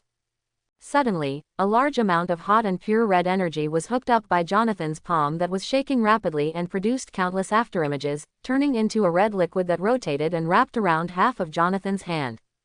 Soon, red flowing lines appeared on Jonathan's black uniform on his arm, flashing like unextinguished ash. After feeling that the energy accumulated in Homelander's eyes was less, Jonathan directly pinched Homelander's neck, lifted him up effortlessly, and turned to look at the Soldier Boy. Jonathan didn't want to absorb the Soldier Boy's energy. His chest cannon was modified by the Soviet Union and could directly wipe out the components of compound number 5 in the blood. If the energy of the chest cannon affected him, he would be finished. Soldier Boy, do you want to stay here and wait for your turn or go outside? Here, everyone in the building may be killed by you alone. I know you don't really care, but do you think you can keep all the things you did before and all the honors you have? You veterans of World War II care most about these merits and honors. If you don't accept it, you can go to another place to have a good fight with your son. The Soldier Boy held the shield, and the energy in his chest kept flashing. He shook his head with a look of disdain on his face. Dude, who are you? Do you have the right to talk here? Besides, no one can stop me from doing what I want. You are just lackeys of the Vought group. You have locked me up in the laboratory and tortured me for nearly 80 years. You destroyed Vought. I am so happy. Sneering, the soldier boy felt that it was not good enough, and continued to add a few words. Look at you. A giant baby is the leader, a penniless kid who dares to talk big. And a fool who claims to have a strong sense of justice but actually did nothing. To be honest, if there were people like you at that time, Vought would have been gone long ago. Jonathan looked at the soldier boy who was still talking nonsense in front of him and suddenly laughed. Soldier boy, do you really think you are great? You just filmed a funny propaganda film for the Normandy campaign, and you didn't experience many real battles. On the contrary, you slept with hundreds of old women. I just want to ask, where the hell are you so noble? Jonathan jumped up quickly, rushed towards the soldier boy, and grabbed his neck before the soldier boy could react. Ahem. The soldier boy threw the shield aside, clasped Jonathan's fingers tightly with both hands, and tried to pry them open. But he obviously underestimated Jonathan's strength at this time. No matter how hard he tried, Jonathan's palm was still stuck on his neck, making it extremely difficult for him to breathe. Say so much nonsense, it's better to look better now. As he said, Jonathan looked at the surrounding terrain, observed the position of the window, and then carried the soldier boy in the motherland, accumulated strength with his feet, and then jumped suddenly with the force. Bang! The huge aftereffect directly shattered the glass layer of the inner room. Jonathan carried the two people and rose rapidly under the acceleration of the violent shooting. The surrounding strong wind blew recklessly, and the black robe behind him was swirled high. The high-altitude clouds were constantly broken up with Jonathan's breakthrough, and even birds flying close to them would be hit by Jonathan's impact. The force shook Jonathan into a ball of blood mist. In order to keep his movement stable, Jonathan released the energy by jumping and absorbing the surrounding energy while moving to circulate and replenish. While moving quickly, the soldier boy and the motherland were struggling desperately. Especially the soldier boy. The light on his chest was about to explode, and the overflowing energy was tightly attached to Jonathan's body, slowly reducing his strength and speed. Although the two were strangled and couldn't speak, it was a hindrance to Jonathan. The energy of the soldier boy's chest cannon has radiation, which affects the surrounding environment anytime and anywhere, while the motherland randomly launched the momentum to fly away, trying to confuse Jonathan's running direction. Fortunately, the soldier boy needs to concentrate when charging the cannon, so when he is pinched by Jonathan, although he can't suffocate him, he can make him unable to concentrate on charging. The power of the Homelander was also affected by the soldier boy. After flying for a while, he didn't move much, just staring with his eyes to accumulate power. Therefore, Jonathan sped up his actions, trying to move them to an absolutely safe place before he let go of his hands, and then let the energy explode. Soon, Jonathan came to the glass window of another building, descended quickly, and used his feet to crush the middle floor of the building directly, and continued to pull in at an extremely exaggerated speed along the reaction force. Wherever Jonathan passed, the glass of the building collapsed, the cement shattered, and there was no intact place at all. Bang, bang, bang. After several buildings in a row, Jonathan still jumped according to the method of using force until he came to the top of a lookout water tower. Below the top is a beach that has not yet been opened. The tide is constantly hitting the coast, and the water is rolling. If it is in the sea, then the energy detonation of the two will not affect the city, which is a good place. Thinking of this, Jonathan leapt heavily, holding the necks of the soldier boy and the motherland tightly, and fell rapidly like a human cannonball. During the fall, Jonathan's hands loosened slightly, which gave the soldier boy and the motherland a chance to take advantage of. Seeing that he was getting closer and closer to the sea surface, the salty sea breeze whistled across his face, and the smell of seawater rushed up to his nose. If that's the case, let's die together. The soldier boy grinned, and the energy in his chest was ready to go. He broke away from Jonathan's hand, but he didn't let go. Instead, he put one hand around his shoulder and held it tightly. At this critical moment, the energy light on the soldier boy's chest suddenly became strong, and a dangerous orange light bloomed. The motherland on the side was also unconscious at this moment, his eyes focused on charging, his head shook with inertia, and an extremely dazzling red beam of light burst out. The violent orange and red beams collided, and the shock waves caused instantly stirred up huge waves. The surrounding gas and surface seawater were heated and evaporated at a very fast speed. Boom! Jonathan, who was at the center of the explosion, was quick-witted and adjusted his posture in midair, facing the bodies of the soldier boy and the motherland towards the sea, and his whole body was against the center of the violent energy intersection of the two sides, and crashed into the sea fiercely. When a person falls from a height and touches the water, it is almost the same as falling into concrete. Jonathan used the two as his own cushions and weakened their status. But the two were not weak in physique. The damage caused by the reaction force of the sea surface was obviously not enough for them. On the contrary, Jonathan was not feeling very good now. He was disturbed by the chest cannon of the soldier boy and burned by the laser of the motherland. Jonathan could only grit his teeth and frantically operate all the cells in his body to absorb energy. At the same time, in order to maintain the energy circulation, he continuously released the energy in his body while welcoming the infusion of new energy. Swish! Resisting the discomfort caused by the chest cannon of the soldier boy, Jonathan suddenly burst out with great force, tearing the soldier boy's hand away and twisting the head of the motherland to one side. In an instant, the motherland and the soldier boy were pushed in opposite directions by the shock wave, drawing two long parabolas in the air, and the surrounding sea water splashed like raindrops, forming a misty field.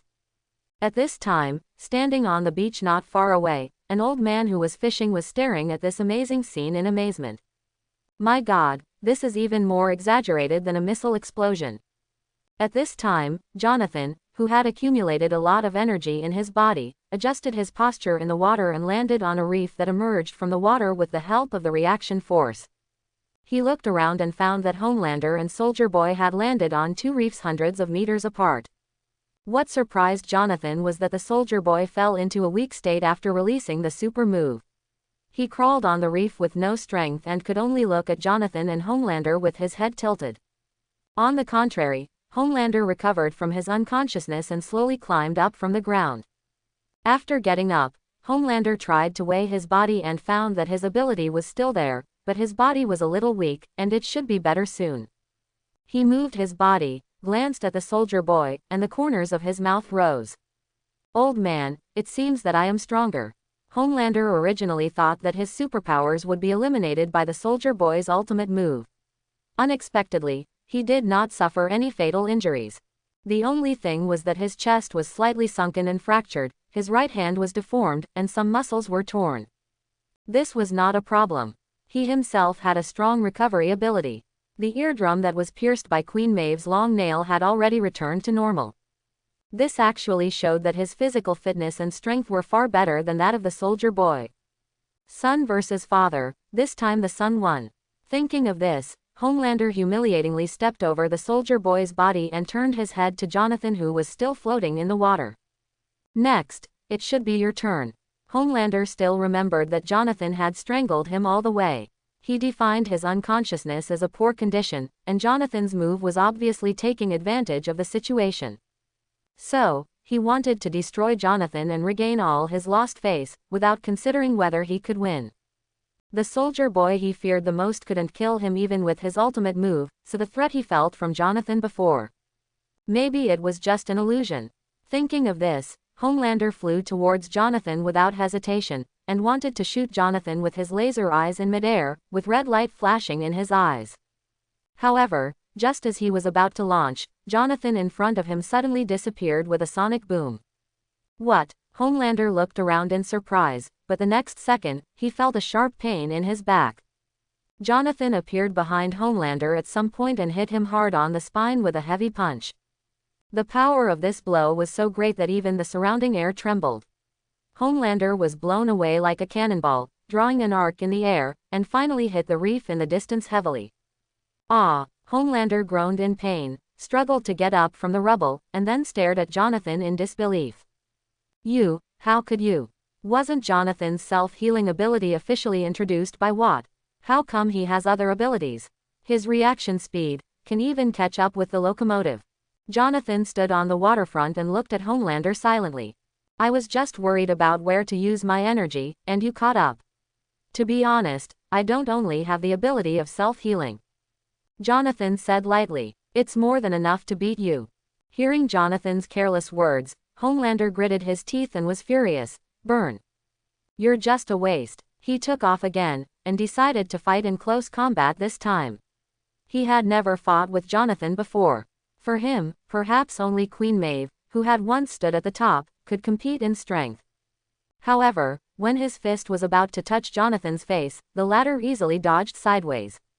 Not only that, Jonathan also grabbed Homelander's wrist, and used his momentum to easily throw him out.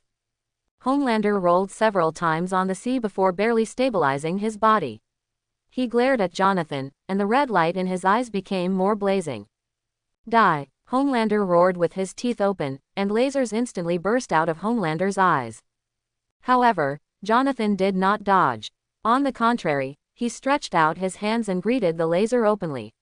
When the laser beam touched Jonathan's palm, it was directly flattened by Jonathan's hand that turned into a residual image, and then compressed into a rapidly rotating red energy ball. Whoa Defa, how is this possible? Homelander was shocked.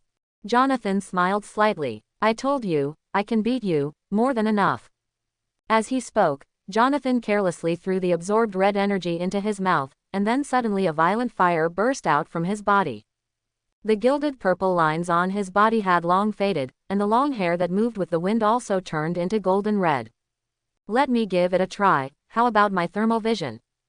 As he spoke, Jonathan's eyes began to condense a more dazzling red light, and then a laser with a faster attack speed and thicker degree than Homelander shot out. Homelander, who was flying in the air, had been vigilant, so he barely avoided this counterattack. But the shock wave generated by the laser hitting the sea surface still lifted him up, and he tumbled in the air in a panic, and finally stabilized his body with a long sand mark. At this time, the old man who was fishing had already dropped his fishing rod and hid behind a rockery. He took out an old phone from his pocket with trembling hands and clicked on the video recording. Homelander stared at Jonathan and wiped the sand from the corner of his mouth with his hands. At this time, his blue uniform was already tattered, his hair was messy, and there were several scratches on his face. The original standard American hero style had long lost its charm. What the hell did you do? Homelander panted. I'm going to kill you. Jonathan walked slowly to the beach, looked at Homelander with some amusement, and then provocatively hooked his middle finger forward. Homelander was the ceiling of the combat power of this world. Jonathan, who had finally come to this world, naturally wanted to really touch it, and Jonathan had no intention of killing him. When he went to other worlds in the future, Zubao might be used as a thug. Killing him was really a bit of a waste. Zubao happens to be a giant baby. As long as you beat him until he is convinced physically and mentally, he will only worship you as his father. Look, the last person he recognized as his father was the soldier boy lying dead next to him. Not convinced? Then keep on beating me until you are convinced. You are looking for death. Jonathan's middle finger provocation, which was not very technical, successfully angered Homelander. From childhood to adulthood, he, Zubao, has always been the best among his superhuman peers. No one dared to say he was weak, and no one had ever provoked him like this. I still remember that the last person who provoked him was a superhuman fat man when he was 10 years old. Now the grass on his grave is probably so dense that it can raise cattle. Thinking of this, Homelander grinned, his gloomy eyes narrowed, and he rushed towards Jonathan with a forward swing. His eyes shot out dazzling beams of light while flying. But Jonathan easily dodged the attack, and at the same time grabbed Homelander's arm and threw him to the ground fiercely. Homelander grabbed the ground and climbed up, and then his eyes quickly locked onto a large reef closest to him. He rushed up in one step, picked it up with one hand, and swung it directly at Jonathan, and at the same time used laser aiming to break the reef. Shua shua. The hot rays blasted the reef apart, and the rubble was scattered in all directions by the kinetic energy generated by the explosion, blocking a large area of vision in front of Jonathan. Immediately afterwards, Homelander did not stop releasing the heat vision, but took advantage of the barrier of confusing vision to face Jonathan's head. But this little trick could not stump Jonathan. He dodged sideways with amazing reaction speed, and the laser passed by, leaving a deep burn mark on the rock behind him. It's not that Jonathan was unwilling to receive Homelander's ray charging. Although this method is indeed feasible, this guy shot at his face, and Jonathan didn't want to bear the feeling of his eyes being dizzy by the light. You want to kill with Yan Snake, right? Very good. I'll give you a taste too. Jonathan kicked the ground with both feet, and then a red afterimage burst out. The next second, his fist hit Homelander's abdomen with a sonic boom. Homelander flew backwards in pain, and after a few rounds in the air, he adjusted his body shape and stopped suddenly. Woojin, now you make me feel a little excited. Homelander wiped his nose, but found some blood on his gloves. A trace of violence flashed in his eyes, his body began to heat up involuntarily, and his mind was filled with suppressed anger. Then, Homelander swooped down with a grin, intending to fight Jonathan in close combat. Seeing Homelander rushing towards him, Jonathan did not retreat but advanced, his figure flashed, and the moment Homelander came in front of him, he pinched his shoulder with his hand, and then hit him with his forehead. Is it only this extent? Homelander attacked with an elbow. Jonathan did not resist, and took Homelander's fierce attack. The kinetic energy of the attack was directly transmitted to Jonathan's body, and then another heavy punch hit Jonathan's face. Punch after punch, Jonathan's face was left with no scars except for the dust, but Homelander's handsome face was beaten into a pig's head, purple and blue, and his cheekbones were swollen. Suddenly, Jonathan seized an opportunity and hit Homelander's chin with an uppercut. Homelander staggered back, but quickly stabilized his body. He roared, stretched out his hands, grabbed Jonathan's head, and then pressed Jonathan's face tightly, launching the long-accumulated thermal vision. Under the dazzle of the thermal vision, Jonathan's eyes were directly polluted by a large group of red light, and he couldn't see anything at all. Only the continuous energy from his head told him that he was being hit face to face. At the scene, the entire reef was hit and cracked by the violent shock wave, and the gravel was splashed, and the fishy waves around were rolling constantly. Ah, enjoy it. I'll continue to give it to you, enjoy it to your heart's content. With his face close to his, Homelander increased his output power while laughing loudly, and the hand clamped on Jonathan's head was also constantly exerting force. Homelander has been a superhero for so many years, so he is naturally not a fool. After a series of fights, he also discovered Jonathan's special ability to absorb energy, so he thought of using energy to burst Jonathan's absorption threshold. At this time, Jonathan had a physical body that could be directly harmed. Not only that, if the body exploded, it would just restrain Jonathan's extreme self-healing ability. If it was a pile of separated pieces of meat, what could Jonathan do? Jonathan, who was tightly clamped by Homelander, naturally knew Homelander's little thoughts. He held a point on the reef with his feet, and then transferred the force and energy to his hands. Then, Jonathan estimated the position of Homelander's head in his mind, and slapped Homelander's ears with both hands at lightning speed. Buzz! Homelander's ears were hit by two palms, and the tricky energy went straight toe-pierced into his eardrum, and there was an extremely uncomfortable buzzing sound, followed by congestion and dizziness in the whole brain. Only this. Homelander had been beaten to a pulp by Jonathan. Even though his eardrum was shattered by Jonathan, he still held Jonathan's ear tightly, wanting to continue this state until Jonathan turned into a physical body. P.S. The threshold for charging energy in each part of Jonathan is different. The head is relatively small and charges faster, so Homelander can catch the physical body of Jonathan's head very early. At this point, if Jonathan wants to deal with Homelander again, he will be suppressed by his crazy state. Thinking of this, Jonathan, who has lost his vision, gathers the new energy in his body on his feet. Bang! Bang! With the ultimate force of compression, Jonathan stepped on the reef surface of more than 100 square meters and cracked it. Pa! With another kick, the cracks around him began to be filled with red magma-like energy, and the reefs with a diameter of 8 meters around Jonathan were directly shattered by the violent energy explosion. The next second, the two people fell directly into the sea with gravity, rolling and wrestling together. Because he had not prepared to breathe beforehand, the Homelander subconsciously wanted to breathe when he fell into the sea, and his hands were also separated from Jonathan's body. At this time, Jonathan's whole body was almost full of the Homelander's thermal vision energy, and the whole person was like a steaming red giant, constantly emitting heat. When he fell into the water around him began to involuntarily begin to emit small bubbles, which once again blinded the vision of the two people. Gurgle, gurgle. Jonathan used his hands to push away the bubbles around him. Before he could see clearly, a voice suddenly appeared above his head, and then quickly clamped his neck with his elbow, and held his head with his other hand, and suddenly buckled forward. The person who came was the Homelander with red eyes. But Jonathan didn't give Homelander a chance. He took off his hands with one move, grabbed Homelander's shoulders with one hand, and kicked Homelander in the abdomen.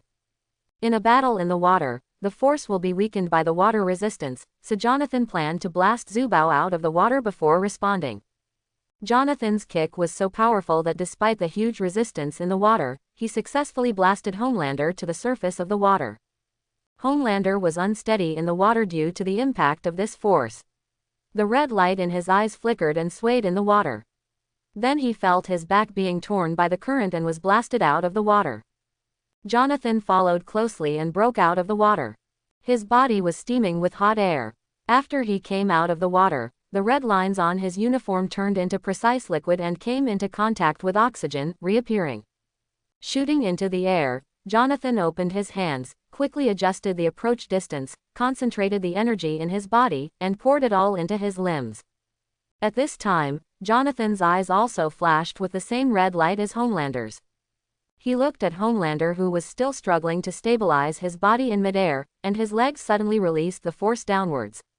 The air waves stirred up by the second stage only pushed downwards. Under the interaction force, Jonathan flashed towards Homelander like a cannonball. Here, Homelander just stabilized his body, and saw Jonathan appear behind him like a ghost, trying to attack him. He was shocked and quickly released the heat sight again to block Jonathan. However, Jonathan had already unloaded some energy at this time, and the utilization rate of his whole body had reached the extreme. He did not dodge or evade, but rushed directly towards the heat sight. The heat sight hit Jonathan and was completely absorbed by Jonathan. At the same time, the water vapor on his body was directly evaporated by the high temperature from the surface of his body. His whole face was as red as guangdong, and some parts were flowing with magma-like fluid. Jonathan flashed in front of Homelander, raised his fist, and hit Homelander with a strong pressure. Homelander quickly raised his arms to resist, but the powerful force directly numbed his arms. Jonathan punched one after another, the red light bursting from his eyes condensed to the extreme, dissipating like blood, and each punch contained the ultimate force enough to crush the mountains. Homelander was constantly repelled under this violent attack. His body drew arcs in the air one after another, and finally hit the beach on the shore fiercely. A man who is almost 40 years old is like a giant baby all day long, sticking to an old woman for recognition. Drinking milk, vanity, any dog just cooperates with you simply. With a little ant-like flattery, flatter you a little. Your vanity will be satisfied. Jonathan swung a punch as soon as he said a word, and more fists fell like raindrops, and the power attached to them became greater and greater. No quality, no humanity, living just to find a sense of existence. Besides that little ability, that little strength, what else do you have left? Yuya Tianchong, have you watched too much Animal World or something, and feel like howling like a lone wolf? No one can understand you yet. You just use 2 lasers to make all kinds of threats. Do you want others to understand a market? Being bombarded with Jonathan's verbal output and increasingly fierce beatings, the motherland was full of frustration and anger at this time. He didn't know where Jonathan knew these things from. These things were his secrets, and basically no one else knew. And these were his pain points and reverse scales, and they were the minefields that others would die if they jumped into. He wanted to fight back hard, but with Jonathan getting more and more excited the more he hit and the more he scolded, his counterattack seemed so weak. You fool. The motherland finally couldn't bear the frustration and started howling loudly, trying to get some ground back in language. But Jonathan had no intention of tolerating him. He slapped him on the mouth and stopped the Homelander's yelling from the source. What the hell are you yelling about? You were very arrogant just now. Why are you being beaten up by me like a drowned dog? Where do you get the confidence? Do you think you can really beat me? Don't be so naive to think that you are the strongest. Your father was so strong back then, but he was replaced by you, a big son. Jonathan beat Homelander back step by step. Finally, Jonathan hit Homelander with a fierce uppercut, and Homelander flew into the sky. Homelander rolled in the air, and blood spurted out of his mouth. Then he didn't stop there. He exerted force again, rushed into the sky, caught up with Homelander, and then he grabbed Homelander's ankle and threw him down fiercely. Homelander hit the ground like a meteor. With a loud bang, a huge deep pit was smashed on the surface of the reef. The Homelander lay at the bottom of the pit, his eyes staring blankly, his limbs and arms and legs all broken and twisted beyond recognition. His cloak behind him also fell off long ago. It was torn into pieces by Jonathan and thrown on the ground at random. Jonathan walked slowly to the edge of the pit, looked at the dazed Homelander at the bottom of the pit, patted the dust in his hands, and said, "Homelander, I said when we first started fighting. I'm more than enough to beat you. You're too weak." Homelander just lay silently at the bottom of the pit, his mouth opening and closing unconsciously. Jonathan's words were like the last straw, crushing his psychological defense. His figure trembled slightly, and something seemed to slide down from the corner of his eyes, dripping onto the still hot ground, emitting white smoke. Jonathan stood outside the pit, with a satisfied smile on his lips. As expected of Zubao, who has a very low psychological defense line, he broke the defense with just a little fight, so his goal was achieved. After beating Homelander, what remained was the takeover of the Water Group and the complete finishing work. At this moment, the sound of helicopters and police cars approaching came from a distance. If nothing unexpected happens, this battle will soon be known to the general public. But the internal fighting of the Water Group is ultimately disgraceful if it is exposed, and the outside public opinion will also have an impact on Water itself. As a receiver, Jonathan took the position of President Water early and began to think about the pros and cons. Not long after, Jonathan took out his mobile phone from the system space, opened the keyboard and called Shanghai and Huey respectively. 3 days later, the Public Relations Department of Water Company specially held an emergency press conference around this incident. The conference hall was crowded with reporters from major TV stations early, and everyone was guessing the content of this press conference. Not long after, Ashley, the spokesperson of Water Company, came on stage. "Ladies and gentlemen," Ashley began to say, "we are holding this press conference today to respond to the recent hotly debated events, especially the video of a fight between Neverburn, Homelander, and Soldier Boy uploaded by an old man on social networks." Ashley paused and looked around, then paused. "This is true. Soldier Boy did attack our two heroes, Homelander and Neverburn, in the water building. In order to protect the lives and property of the masses, they chose to fight near the coast. And, unfortunately, my hero Homelander was injured and unconscious during this period, and lost his superpowers." As soon as this sentence came out, the whole venue was in an uproar. Reporters rushed to ask questions, and the flashlights kept flashing. Ashley raised her hand and signaled everyone to be quiet. "I know this news is shocking to everyone. But I want to emphasize that although he has lost his superpowers, Homelander is still our respected hero, and we will always remember him. In the future, the Captain Wu Jin who successfully subdued the Soldier Boy will continue to lead the 7-man team. At the same time, Shanghai will return to the team, Queen Maeve and Zansei will leave the team, and Xingguang will serve as the deputy captain. The civilian group, Black Robe Pickets, will be incorporated into the Hydra department of the Vought group to contribute to supervising superhuman crimes and protecting the people." The press conference ends here. The group will start a new round of recruitment activities for the 7-man team. For more information, please check the group's official website. Thank you everyone. After speaking, Ashley bowed deeply, stood up and looked at Jonathan, who was wearing plain clothes and holding Kate's hand behind the podium. Jonathan nodded slightly in response, then took Kate's hand, sipped the Fat House Happy Water, and slowly disappeared into the crowd. I hope everyone will support it and subscribe more.